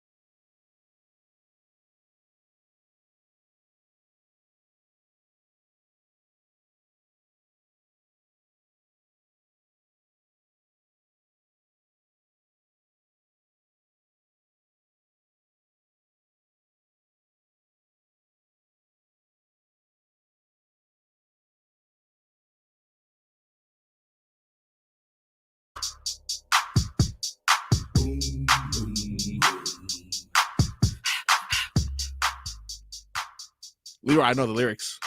Ready for action, we've been in the bud. We never relaxing. Outcast is everlasting. Welcome back to the Tobin Leroy show right here on 560 WQAM. What if I start saying it that way? Would you judge me? No. WQAM. Leroy, you ready to mix it up, my friend? I am. What you got? Friday, mix it up. Yeah, mix it up. Yeah, should play that. Missed opportunity. Let's get right into this mix. Only blame yourself. True. I mean, I could blame the producer, or maybe I'll blame Solana. Yeah, I can always blame Solana for everything. Al Mackey said, "Imagine how fast Marcos would rap if he didn't have that big ass tongue." Hey, you know what? He's not. He's not. I didn't really think about it much growing up because I felt like, oh, maybe it didn't affect me. Maybe it didn't hinder anything. There are certain things I realized that even while sleeping, I can't really close my mouth all the way. At a certain point, a breather. I have to be, because look at this thing. Look at this. I'm going to say, guys, okay, anyone who hasn't seen this before, and if you're currently listening on the radio or using the Odyssey app, make sure that you go to YouTube to catch us on 560 Miami, 560 WQAM. Right. This is my tongue. This is sitting, right? But you see how it does this little curve here? I found out that's because it's constantly like lodged in my mouth for my entire life. it's gotta, build with the curve. You can't just have a flat tongue. You got to curl it up to put it in your mouth like a snake. Absolutely. Unfortunately, no one thought of that. It's amazing I'm not uglier than I already am. But anyway, you do have a big head to hold. Okay, that no tongue. need to. Just thank you. I appreciate you just saying. But let's go ahead and get into the mixed bag. We talked about this a little bit earlier. By the way, this mixed bag is brought to you by Broward Health. Well into your future. Earlier, we talked about the Austin Rivers statement in regards to him comparing NFL and NBA players. We heard James Jones, former Green Bay Packer, weigh in on the subject and kind of give his best Kendrick Lamar impression. But Charles Barkley, have you heard of that gentleman? Yes. Yes, he tells Austin Rivers his feelings about whether or not NFL and NBA players are interchangeable. This is what he said. Oh, I got to call out Austin Rivers. For what? Austin Rivers, you know I love you. We can't play football. Yeah, we can. We can't. Yeah, we can. Austin Rivers, you're doing a great job. Right. But to say that we got 30 or 40 NBA players who can go play in the NFL. Oh, we can't play football? Stand up right now. I dare you to stand right now. Shaq, football is a Shaq. Stand up right there right now. Football is a grown man sport. We're sorry. Let me show you. Shaq, you got something for you. Okay. What do you think Shaq was going to do? Was he going to tackle him? I don't know, but here's the biggest misconception about football. Yeah. Shaq just think because he's so big that he could dominate in football. For the record, and that's not true. The biggest guys don't always do well in football because there's the whole hitting thing. Do you think if Shaq were to have been, I'm talking prime Shaq, I'm talking right first year of LA Shaq. Right. He would look like who's the D lineman that played for Baltimore, then he went to from Miami. No, from Miami. Calais Campbell. Calais Campbell. Yeah, that's true. Right? He would actually be built like Calais Campbell. Maybe a little bigger, right? He'd be bigger. But here's the deal. All right. Calais Campbell is one tough SOB. Yes. You can't just be big. I know a whole bunch of big dudes who weren't physical at all. No, for sure. Like, I don't anticipate Omer Yurtseven having a great career in the NFL.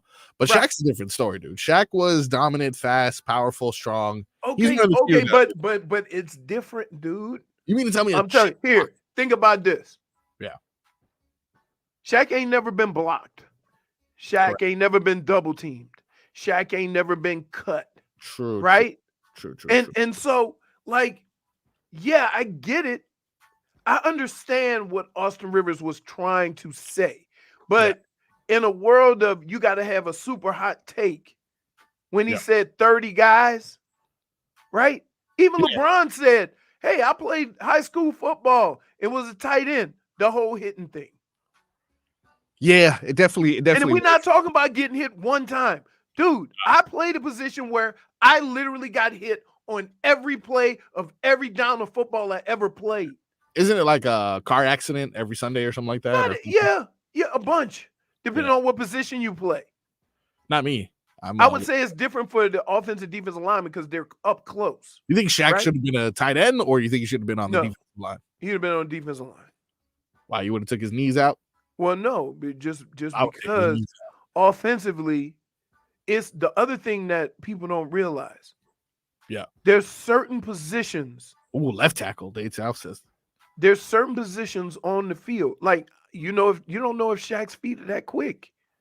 Like, they look fast on the basketball court next to other big men. Orlando Shaq was kind of a crazy athlete, though. Right. I'm just telling you, just think of playing a position where you always, retreating. Reminds me of a young me. All right, moving on. Speaking of conversation.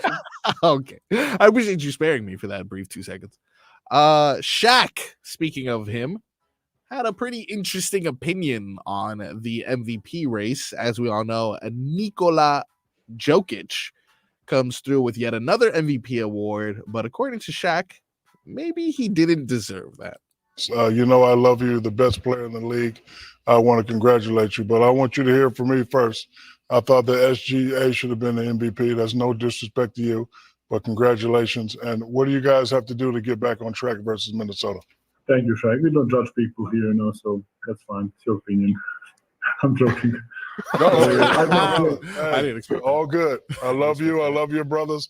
One thing we always going to do is keep it real with each other. Congratulations. Wow. All right. I mean, he took that better than I thought he would. I thought. Well, you have to understand their relationship, though. And here's the deal. Grown folks talking. Yeah. Somebody's saying, I would have voted for a different guy, but congratulations, you won. Yep. It's not a knock on you. True. And so people get offended by stuff like that. I'm not offended by that. Right? I had a similar moment yesterday, Leroy. You'll be proud of me. I kept it real with a friend of mine.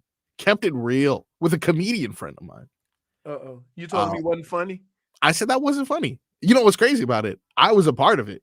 I was actually a part of the skit. And part of the reason that I didn't like it was definitely my performance. But I was like, hey, you know what? I don't think this is the one, bro. I just don't find it funny. And lo and behold, he was appreciative of me being transparent. And it was deleted by the morning because he's like, okay, I take your opinion for it. And I do believe what this YouTuber just said. Yeah. It's not offensive. It's just bad TV. You bring the winner on to congratulate him, not to take his shine away. That's true. And I could see, and I could see how people would take that and kind of look at it as a negative thing. You know what? Now that I think about it, he wasn't trying. Here's what Shaq was trying to do, right? And here's why he did that.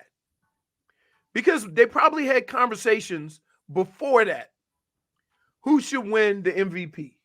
And they all put their names up there. And Shaq said, I think SGA should win it. Which isn't a bad selection. Right.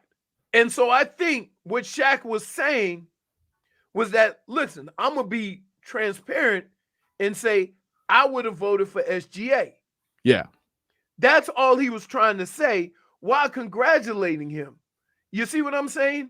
Correct. So I get that somebody could look at that as bad TV, but I would also say I appreciate a person not being a phony. Yep. Right? And I think that's where Shaq was going with that. It's just to not be a phony and say, oh, congratulations, you deserve it and whatever. Right? Yep. I think he said congratulations, but he said I picked SGA, right? Just to be transparent in where he was coming from. And if they have that relationship, you heard Joker didn't say, he's like, all right, Shaq, we got it.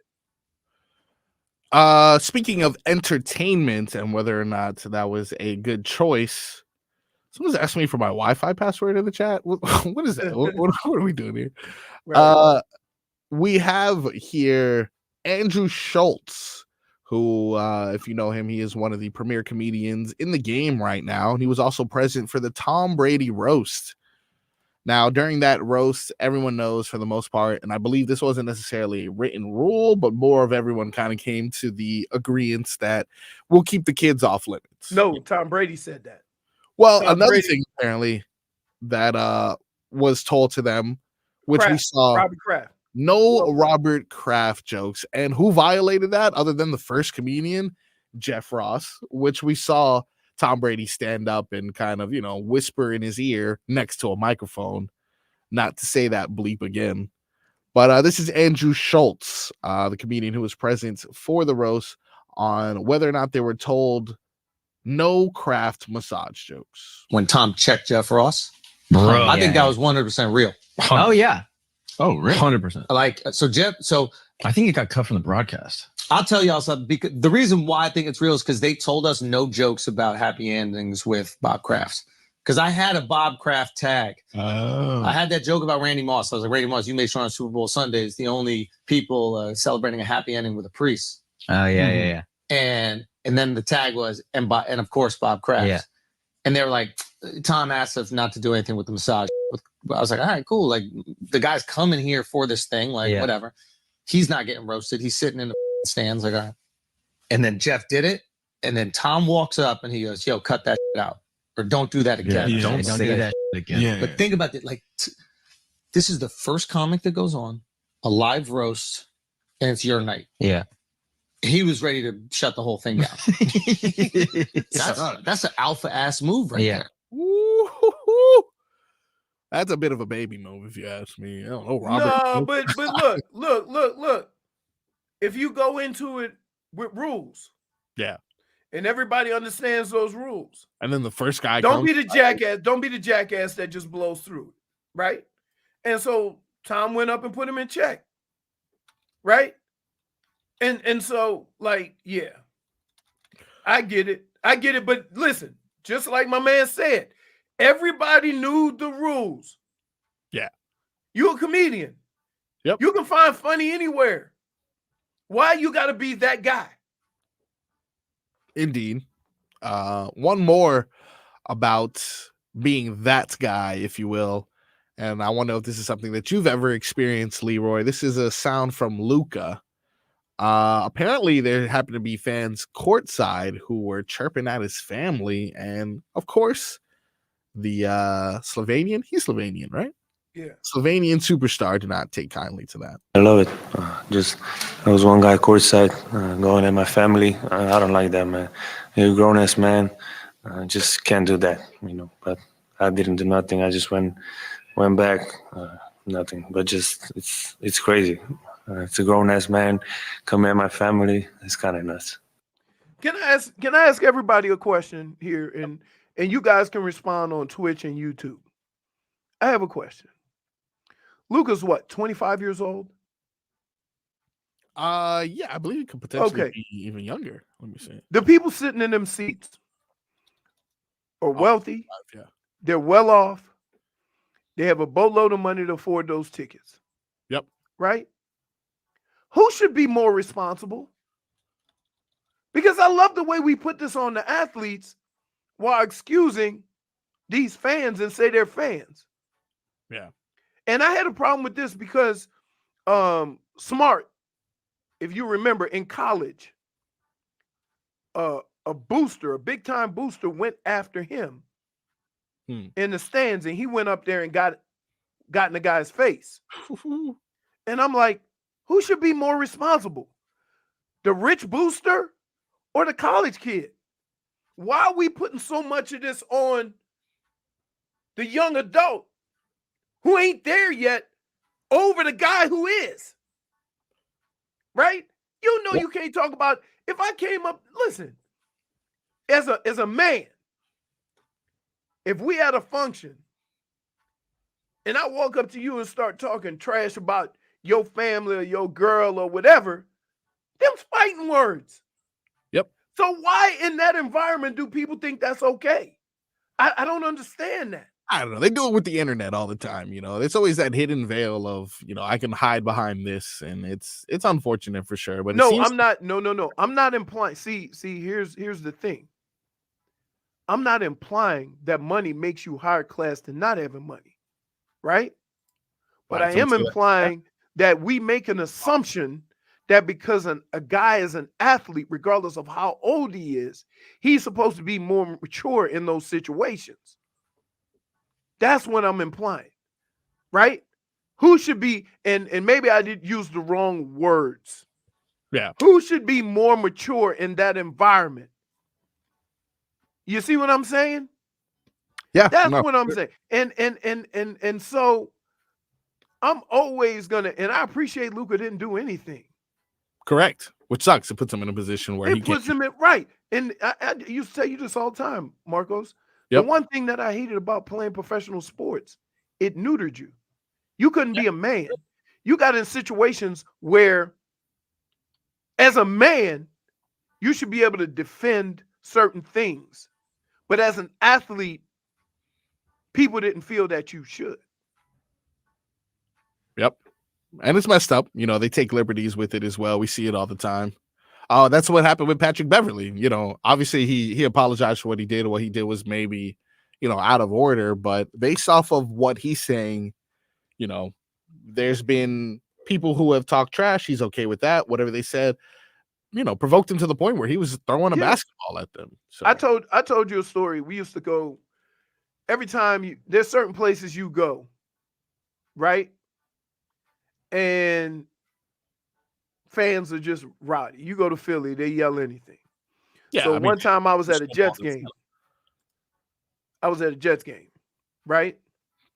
We coming out like early for like pregame, toss the ball around or whatever before, you know how the players go on the field really early. So we out there, we walk on the field. They got the fans in the little area when you come out. And somebody yelled, "Hey, Horde, your mother's without the D." Right? Okay. So me and my boy, we walk out. And I'm like, I'm going to get his ass. Oh, okay. Right? So I looked up and I said, I didn't choose my mom. But who's that wildebeest you standing next to? Right? Yeah. And he was like, oh, but what happened is all the people around him knew he was in the wrong. So they start laughing at him. Yep. And so the next time I played in New York, they go, don't mess with him. He got good comebacks. You see what I'm saying? So I understand,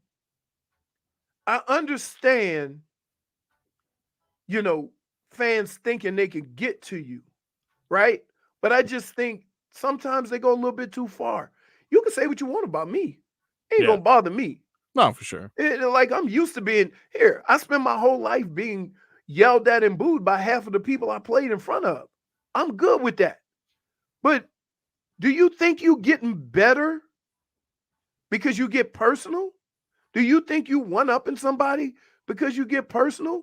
And I just think, hey, if we was in the street and you said something like that, you getting a beat down. Would you be able to defend those words? Right. No, that's why. Right. Yeah. And so like, yeah, man, I always like, I'm sympathetic towards the players because there's just certain things that hit you as a man, not as an athlete, where you forget what job you have and you start thinking about what kind of person you are, right? What kind of man you are. And so, yeah, I get that. I get Tom Brady going up to him and saying, okay, buddy, you knew the rules, right? And I don't think people outside of that should be offended by the reactions of some of these players when that type of stuff is done to them. Because if it had happened to you, like, listen, I know many of men that got their ass kicked trying to defend the honor of their family, but they got to do it.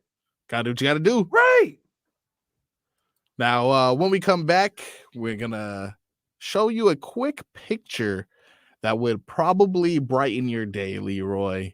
Yeah. And if you're listening right now, make sure you tune into our YouTube and Twitch for this next segment. 560. You can find us on these different channels with Miami 560 WQAM. Again, Miami 560 WQAM. We got that and much more on the Tobin Leroy Show. Prescription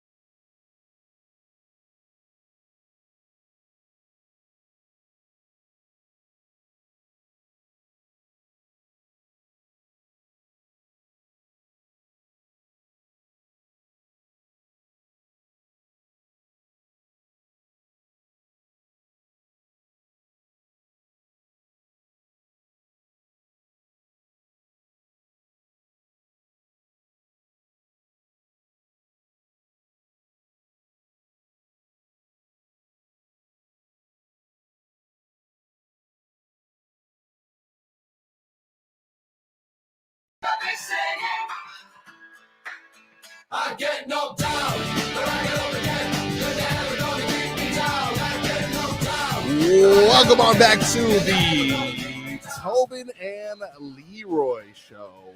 Even though Tobin's out, Tobino is in.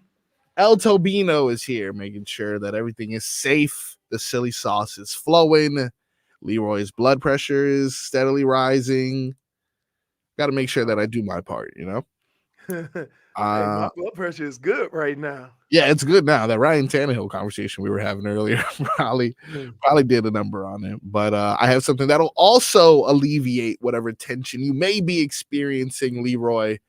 If you are a fan of college football, if you're a fan of video games, or if you are a fan of both of those, then you'll be happy to know that NCAA Football 25 has released a cover art, and this is what it's looking like right here. Boom, baby. That's pretty cool.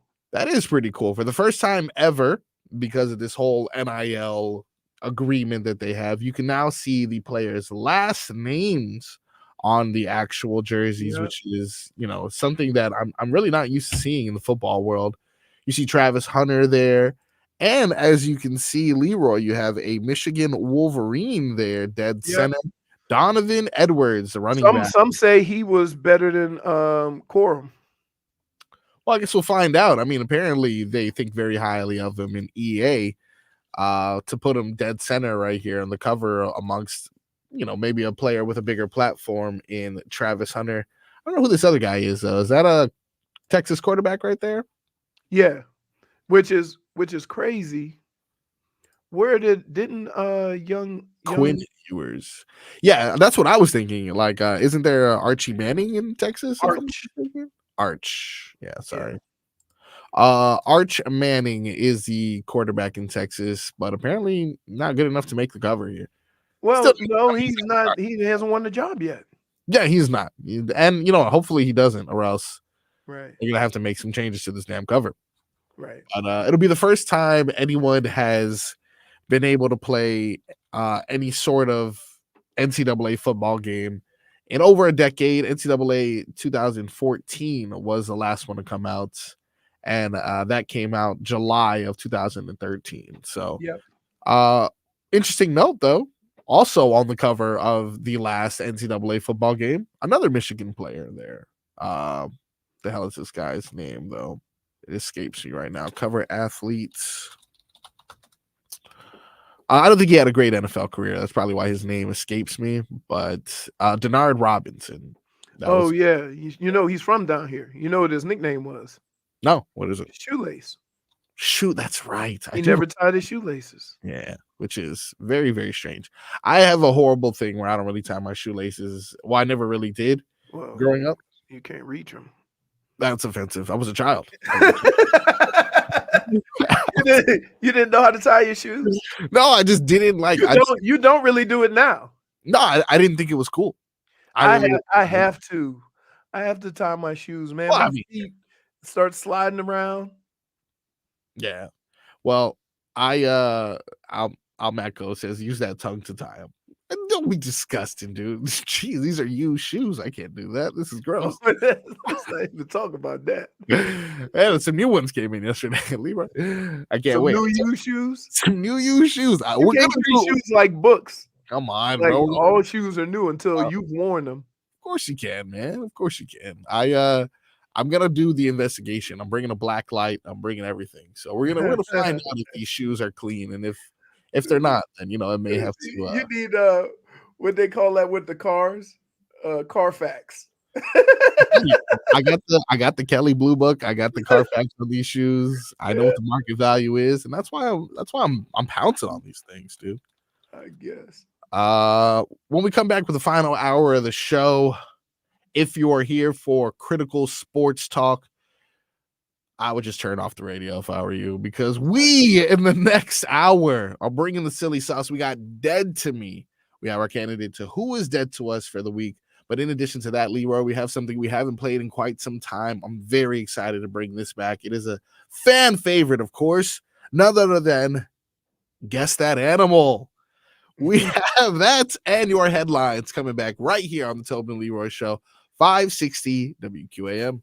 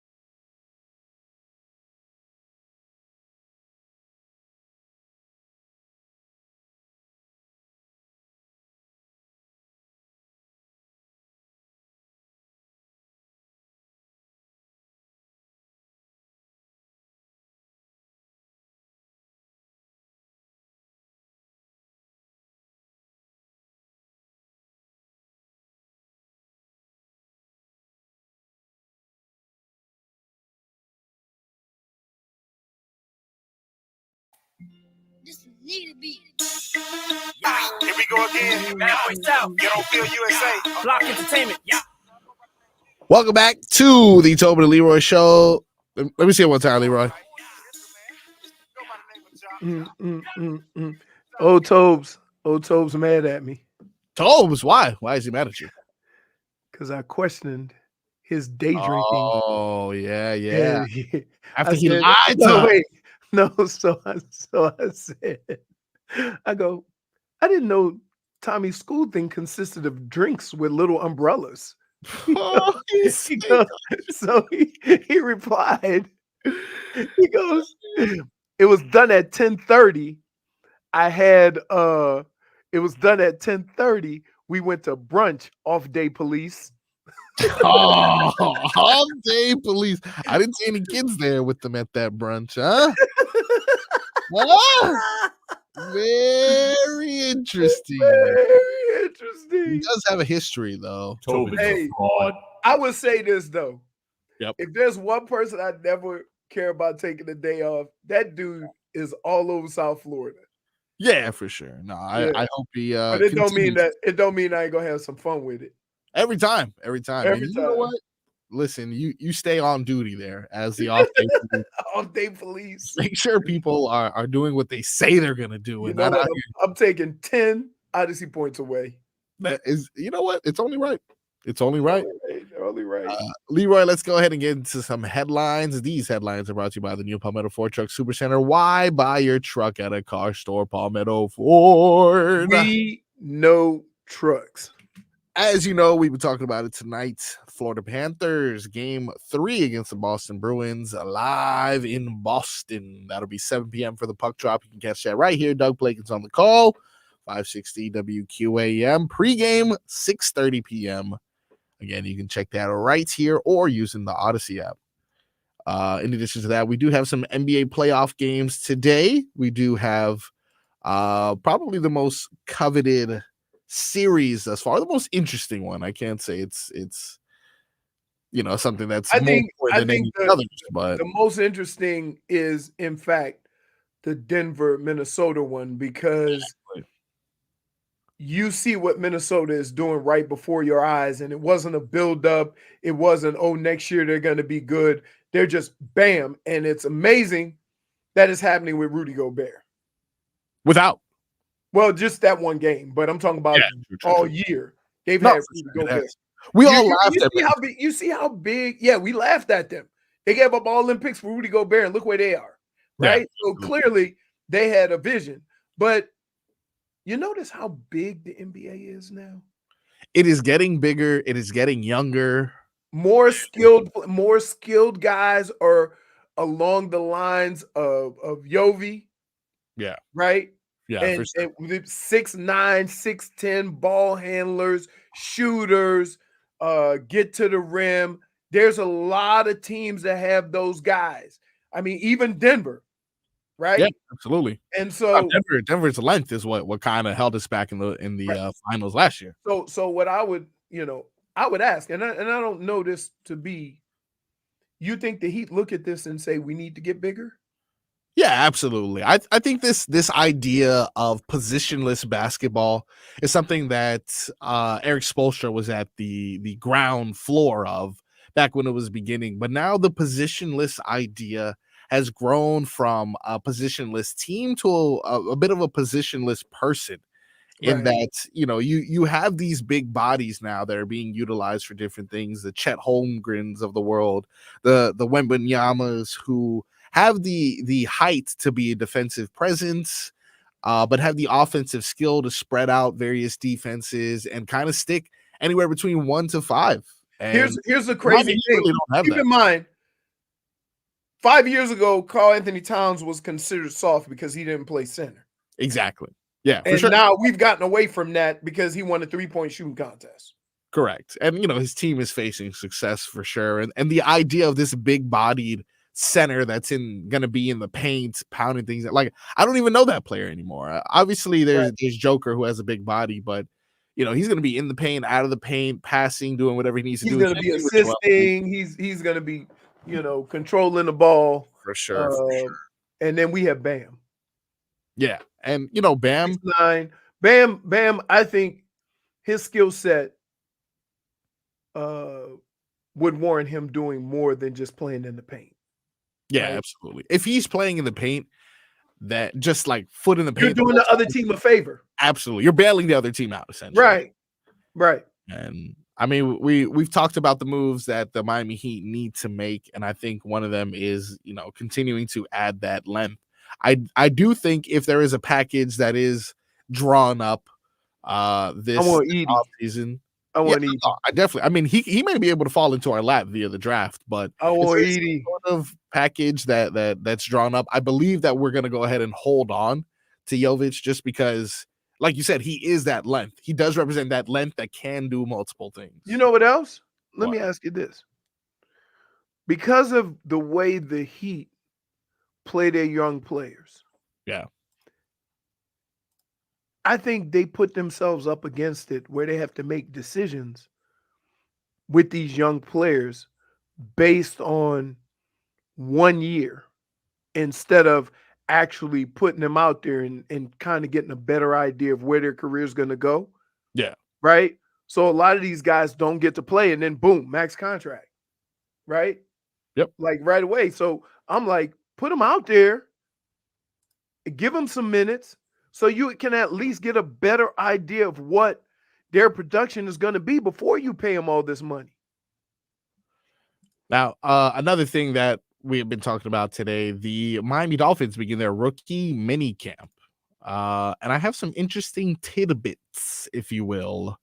Right. Occasionally, as you know, NFL vets are invited to try out at rookie mini camps across the league. Oh, so who's here? For the Dolphins, there's veteran edge rusher Aaron Lynch. Now, here's the interesting thing about him. He hasn't played in the NFL since 2020, but he's had 21 sacks in about 81 games. He is the only non-rookie of the 46 players that are there. Any chance of him making the team? I don't know because they're trying. Here's the thing: you need some depth at that position to start the season. Because unlike Tobin, them guys ain't gonna be ready at the start of the season. Yeah, please stop that nonsense. No, but week 2 though, they're ready to go. Yeah, but here's the deal. Yeah, what I would say to you is, and what people have to be cautious about. Okay, just because you cleared to play, don't mean you're playing at the level you were before you got hurt. That also is going to take time. Yep. You see what I mean? So say if they come back in a month, they ain't going to be the two guys that left before they got hurt. It might take another month. Correct. So now look at how long you're midway through the season before you get those guys, back to close to what they were. Do you think a 31-year-old, free agent who hasn't played since 2020, former 5th round pick of the San Francisco 49ers in 2014 draft, do you think someone like Aaron Lynch, who has, like we mentioned, Just anyone give you some plays. What I mean, look at that, dude. At the end of last year, we brought back Melvin Ingram. Yeah, no, I mean, and you're definitely not lying in that regard. And if another little tidbit here that it's a tryout. That means you basically kicking the tires on him. For sure. And for those who may be thinking that any player in this situation doesn't have any value, just upstate in Jacksonville currently, Jarvis Landry is trying out with the Jags. And, I know we haven't seen much production from him as of recent, but I'd be hard pressed to say that Jarvis Landry still has a little bit in his tank. Yeah, it just depends on what they need from him, what they want to ask him to do. Yeah. I think one of the problems with Jarvis during his career is either he or teams treated him like a number one. Yeah. And even though he had the most catches, keep in mind, you want to talk about 5-yard passes. That's what your offense was with Jarvis Landry. Yeah. Right? True. So, so he can be that kind of that Odell Beckham guy. Now, Odell Beckham's a little faster. Correct. Right? Has a little different skill set. But similar to that, we're going out. Maybe you're looking for a third guy to go out and get you 30 to 40 catches to be that slot guy that can. You think he can have that much production potentially? 30 to 40 catches next year? It depends on what they ask of him. I don't know, what they expect from him. Right now, they probably have him out there now to say, hey, let's see how he's moving around. Let's see how he runs his routes. Let's see if he, if he can play play football. And then they'll make some decisions based on that. The other thing is they probably could have signed him and just wanted him out there early. You got a new coach, right? No, they haven't. No, they don't. They still have Peterson. Who the Jacksonville has Peterson, right? Let's find out. Their head coach is Doug Peterson, correct? Doug Peterson. So they may have a plan, and they just want him out there early. Like there's a lot of different things. Sometimes the injured guys are around for the early camp. So we'll see. Quick update, by the way, for the Florida Panthers. Like I mentioned, Game 3 is tonight versus the Bruins. Panthers head coach Paul Maurice has said that forward Sam Bennett will be a game time decision to play in Game 3 Friday night against the Boston Bruins. All right, almost back. Almost back. You know what? It's amazing because when they announce who's playing and who's not, that list of names that guys who are out, most of them I never even heard of. Right? Sure. Yeah. Oh, I hear Sam Bennett. Right. Where are these guys? Yeah, it makes sense for sure. When we come back, one more headline that I wanted to mention. I didn't get a chance to mention this during Tickle My Fancy. I wanted to bring this to our attention. You can tell me now if this tickles your fancy, Leroy.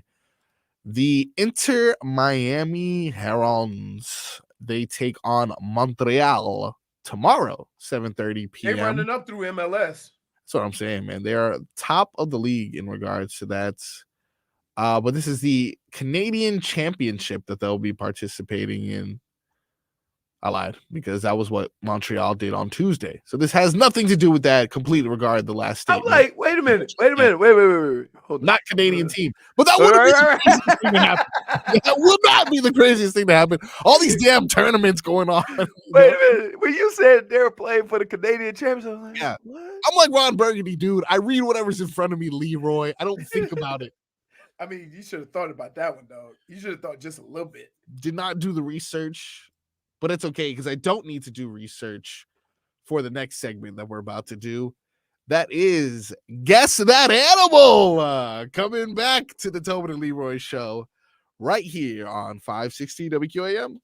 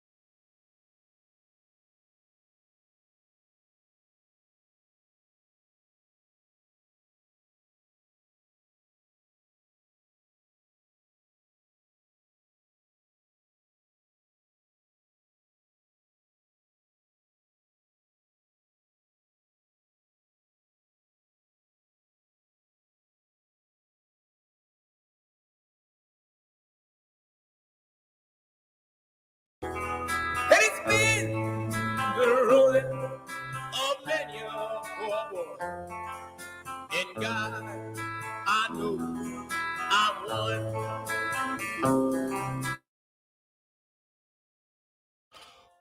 Welcome back to the Tobin Leroy show. A little bit of the Animals there to bring us back. Leroy, you familiar with the Animals?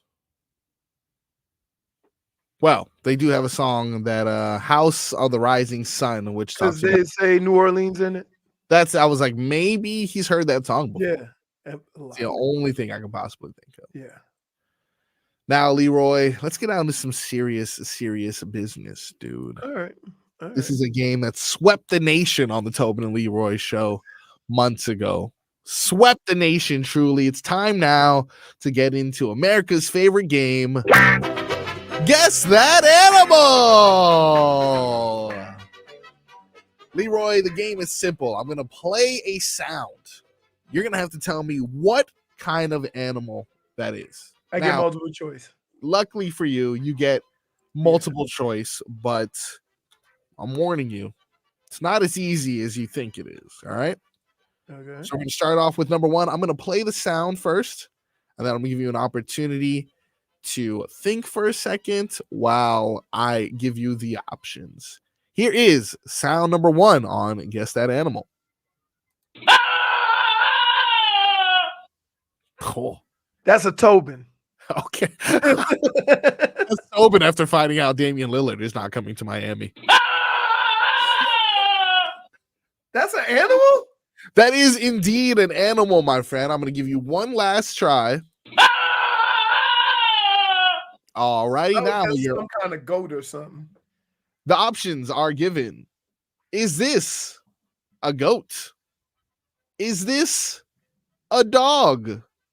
Or is this a Tasmanian devil? Leroy? Ooh. Again, is wait, it a goat? I'm going to say, damn. Hmm. You just said goat because I said goat. You no, never it's a goat. It's a goat. It's a goat. Because Tasmanian devil don't sound like that. Okay, so I'm going to give you one last listen, and you tell me. Goat, dog, or Tasmanian devil? Goat. All right, let's see if goat is the correct answer. Leroy, I am so sorry, dude. Unfortunately, and someone should probably check on the status of this animal. It's a dog. There ain't no way in hell. There ain't no way in hell. It's a dog, dude. Hey, that ain't, dude. Is it a cartoon? Like is it a movie? No, it is. It's a Scooby Doo. It looks like a Yorkie. It looks like a Yorkie who may have some vocal cord issues, as it seems, maybe going through some pain as well. That ain't a normal dog sound. If you look at the chat, though, a lot of the people are saying dog. A lot of the people are saying dog. Cap for Life says French Bulldog. He went as far as naming the kind of dog. Oh, man. Dog. Yeah, a lot of people said dog. All right. All right, you ready for number two, Leroy? All right. So far, not a great start for you, sir. Let's see if we can go ahead and pick things up. I picked two of the wrong answers.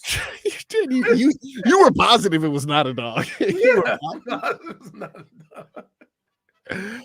All right, now sound number two. All right, let's hear it one more time. Is that high-pitched squeal from a frog? Is that from a lobster? Or is that from a rat? I'm going to go rat because I don't know if lobsters make sounds, which means it's probably a damn lobster. Okay.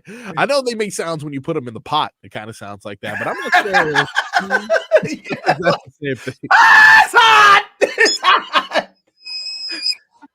All right. No, somebody said, oh, wait.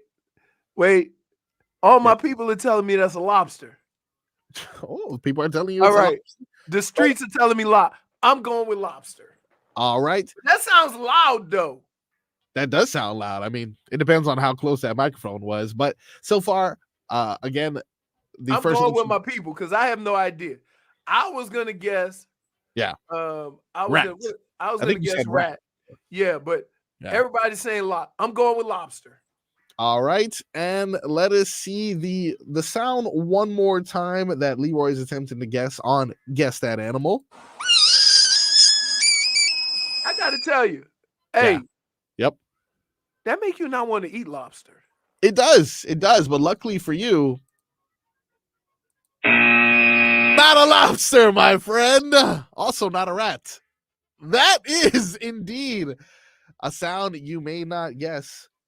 It's a frog. This is a frog. Dude,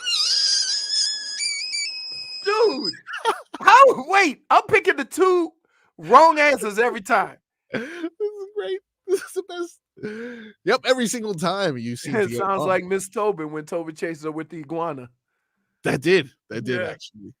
Now this was a frog that was being harassed by a little kitty cat, and this was his self-defense mechanism. I'd get out of it. What did the cat do? The cat looked at it like, boy, you better shut the hell up. Continued to move on. Now, Leroy, it's been a 0 for 2 strikeout. Yeah, wait. I mean, listen. Yeah. If we were picking what are these not, you're 100% both times I picked the two wrong answers. D. Matthew says that's tadpole when Marcos takes something away from him. That is close. That does sound a little bit like him. No, son, you can't have that. All right, let's go ahead and get on to question number 3. Leroy, let's see if you can save face with this last one. We've given you a seal. We've given you... No, we didn't give you a seal. I'm sorry. We gave you a dog and we gave you a frog. Now let's go for number 3. I think it's got the Reds. That's a person. That's his friend. There is a person speaking in between the sound. Why did he say, I think he has Tourette's? I think it's got the Reds. Wait, so first of all, yeah, it has. That's Tobin trying to get up that wall. That's Tobin attempting to climb. So wait, let's be clear.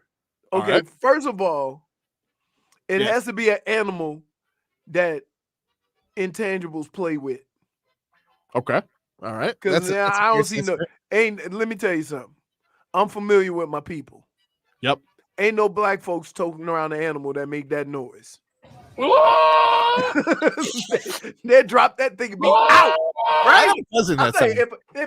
If I had an animal in my hand, yeah, and it made that sound, I'm dropping that thing and I'm out. Okay, go.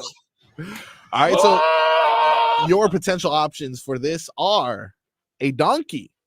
See, you just throwing me off with that because Al Mackey put donkey on there. Did he? Oh, no, I didn't even see that. Dang. Sounds like Will Ferrell. I know. Is it a donkey? Is it a camel? Or is it a goat? I think it's got the Reds. And does it have Tourette's? Now, first of all, yep. I'm using it ain't a donkey. I'm gonna throw that out. Not gonna be a donkey. Okay. Right. It can be a camel because they sound like they indoors and a camel's a pretty big animal. Okay. Right. So my other choice is a goat. Yes. And people they play with goats. Like they do goat yoga. They do. Right. I've seen them play with donkeys though. I feel like I've seen that. Maybe. Yeah. Right. So I'm gonna go with that. Well, he said, oh, wait. I heard some spinning at the end. Oh, let's hear it again. I think it's got the Reds. Oh. Oh, that's nostrils. It's a camel. It's a camel. It's a camel. All right. That's the only animal that snorts like that. Camel. Those were questionable snorts. That is an excellent observation from Dade South there. I should label that cheating, but I won't. And the reason I won't is because not a camel. What? Not a camel.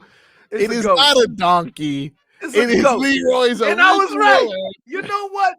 Oh, damn it, Day South. Oh, Damn it. Because all of my breakdown of it all made perfect sense. Indoors, the camel's too big. Oh, man. Almost had it, dude. Almost had it. Almost had it. Strikeouts for Leroy Horde. 1, 2, 3, and you're out. Now, had this gone into overtime, which you're not playing against anyone, so there's no way it could have.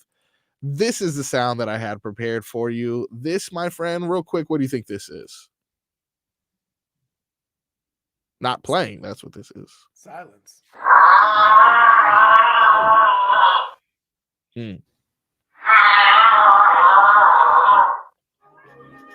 Weird, right? Especially the music after it. We're like, what are we doing? What are we doing? We're back on the game show, you know? But okay, Wait. one more listen.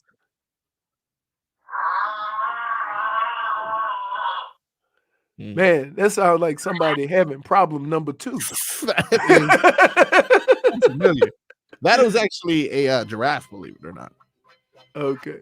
Let's Leroy's stomach with no snack time. On the other side, we're going to close out the show with our favorite Friday game. You're dead to me. Coming up next on the Tobin Leroy Show.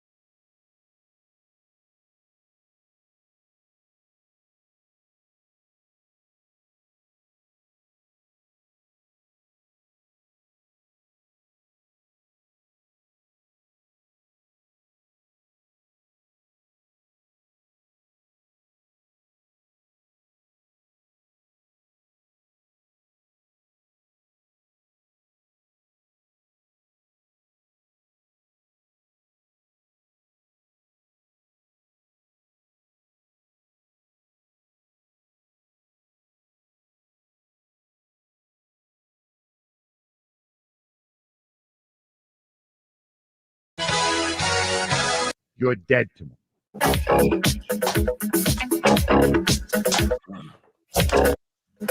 Welcome back to the Tobin and Leroy show right here on 560 WQAM. Kind of. Got a couple calls on the break here. It seems like we're having some technical issues with our radio signal. So if you, well, you know what? I can't even send out a like. I was gonna say if you can't hear us, go to YouTube or Twitch because if you have technical issues, they can't hear you. Can't hear me anyway. So you got a big brain. Hey, I thought that one out before it came out. You know, I thought a little bit more about this. You did. Remember the Canadian Championship? Not my best. Not my best work. Not your best work. But Leroy, it is time now for our favorite Friday game. You're dead to me. Why don't you start us off? Who is dead to you, my friend? You're dead to me. I'm gonna throw in the gruesome twosome. The gruesome twosome. Yeah, I'm gonna throw in Rivers and Shaq. Oh, because both of them. Here's why. Yeah. If you notice, at no point in time did I disrespect or make it seem like basketball was easy to play. Yes.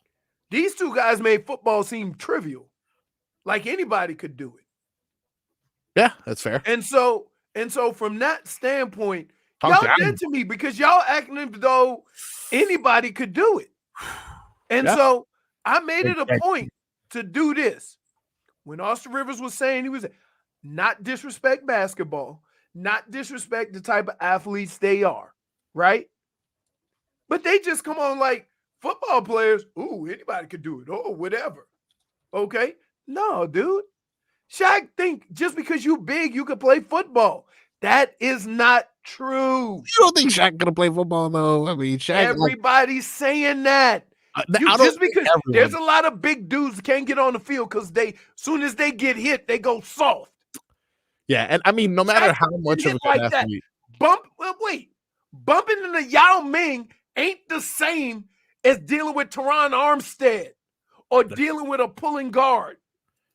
Yeah, that's fair. No, and no matter how good of an athlete you are, you can't be that much better of an athlete than Aaron Donald was. And even him, you know, getting double teamed, as strong and big as he was, it wasn't as easy as people thought it would be. Yo, dude, I'm telling you. Here, I give you a perfect example. You I can't think of his name right offhand. Oh crap. He's fighting in Japan. He did a pay-per-view where he fought 6 guys in one night, right? He's multi-millionaire in China from doing all this MMA stuff, right? I played with him in Minnesota. Yeah. Guess why he couldn't play in Minnesota? Why is that? Because he wasn't physical enough. You had to do so much. Bob Sapp is his name. Bob Sapp. Yep. Bob Sapp. If you pull him up, he worth over $100+ million for fighting guys and doing pay-per-views and all this. But on our football team, you had to go so much to get him to get up to speed to play that they just got tired of it. Right? Yeah, I feel that. He was strong as an ox. He's big as a house. But, dude, it's a different people level. like Brock Lesnar and Goldberg and right. stuff like that. Yeah, man, stop it with that. Yeah. You got the mentally. It ain't like being physical in basketball. Yep. So, yeah. I agree. So that is your nomination for Dead to Me. Both of them. You're dead to me. Both of them. Now I have one here, Leroy. I'm going to play this video. Maybe this is something that you had seen. It's been kind of mildly viral, if you will. This is Dana White being chauffeured across the Big Apple when he comes across a FedEx driver who seems to be launching those packages into the back of the vehicle. Oh my God. Maybe he's throwing them to another dude, though. Well, that's what, people online were saying as they came to his defense. But it seems like he goes through that whole damn pallet. Look at him launching it. You can't just throw the boxes in there. They got to be packed in there. Well, nonetheless, wait, I got to tell you. Hold on now. Willy Nilly.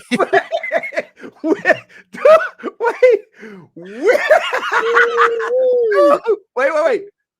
Oh, my goodness. Hey, Willy Nilly. Willy Nilly.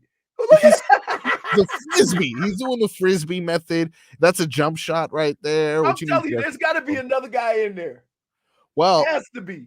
apparently, following this FedEx driver, viral video, this FedEx driver has now been fired. Oh, because he wasn't. There wasn't another guy in there. There was indeed not another guy. Dana White's quote: "FedEx will get your bleep there, but we'll F it up." This is now been commented on. That's raggedy though, right? Yeah, I think so. You know, the behavior, according to FedEx, the behavior depicted in this video is unacceptable and inconsistent with the professionalism FedEx demonstrates every day. They could have, or they could have said, "Hey, he was thrown into another guy in the truck," but he wasn't. He clearly wasn't. So what does he do? Throw all the crap on the truck and then go in and sort it out? I have no clue, man. I have no clue. Wait. Here's the deal, though. Don't those trucks have a lift gate in the back? He could have just rolled the thing up and went in and packed it. Yeah, you never want to see someone lose their job, but why? Unless your stuff is the stuff that get ruined by Mr. Launcher, right? He's very careless with those packages, to say the least. Very careless. Yeah, but still, no snitching, Dana White. You're dead to me, dude. Wait. Oh no, Let me get snitching. this straight. Yes.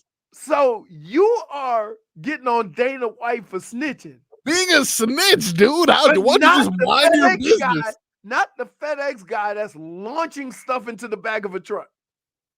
I mean, who orders from FedEx anyway? I'm more of an Amazon guy. You don't have. How dare you? Wait, some of your FedEx stuff comes via FedEx, dude. What are you doing? How dare you, Dana White? You snitch. Unless one of those boxes was yours. Well, I don't live in New York, so screw New Yorkers and all their packages. I hope every package comes broken up. Maybe he was having a bad day. You never know. That Brunson package is delivered today. True. Hopefully for New York. But you don't want him showing up in the boot. Nope. This is you can get your shoes delivered like that because they used. Well, no, also because they're shoes. You can throw them around. You're supposed to wear them. I don't like this slander that I'm taking because of this shoe stuff, but we'll find out next week. Those shoes are coming. We're going to do a deep dive and a deep investigation. We got a lot more next week. We're going to be back at full strength. Jay Fig, who's been kind of in the background this entire week. Hopefully she'll have some time. She's doing her thing. She's got important things to do. Or I don't think she's just back there slacking off. She's got important things going on in her life. And Tobin, not so much. He's out here drinking at 11 a.m. Hey, drinking, dude. We got much more next week. Hopefully we can come back and talk about the Panthers victories. Two victories, yeah. The Celtics being sad. And much more news coming out of Miami Dolphins minicamp. Want to thank you personally for rocking with us today and all week. Leroy, thank you for holding it down with your boy. I couldn't have done anytime. You've had a solid 2 days, man. We came yesterday. We had some lunch. We had some ribs the day before. Just you and me. Yeah. It's been a solid week, Leroy. If we get together, there got to be some food. It's gonna be good times for sure. But I need you to sharpen up your ears for the next time we play Guess That Animal. Oh my God. It was a rough performance. It's the best and the worst game ever, right? Like you can't stop listening. One more time. What was that? Well, again, that's going to do it for us right here. You got Hawk and Crowder coming up next. You got the Florida Panthers tonight on this very station. So keep it locked in right here on 560 WQAM.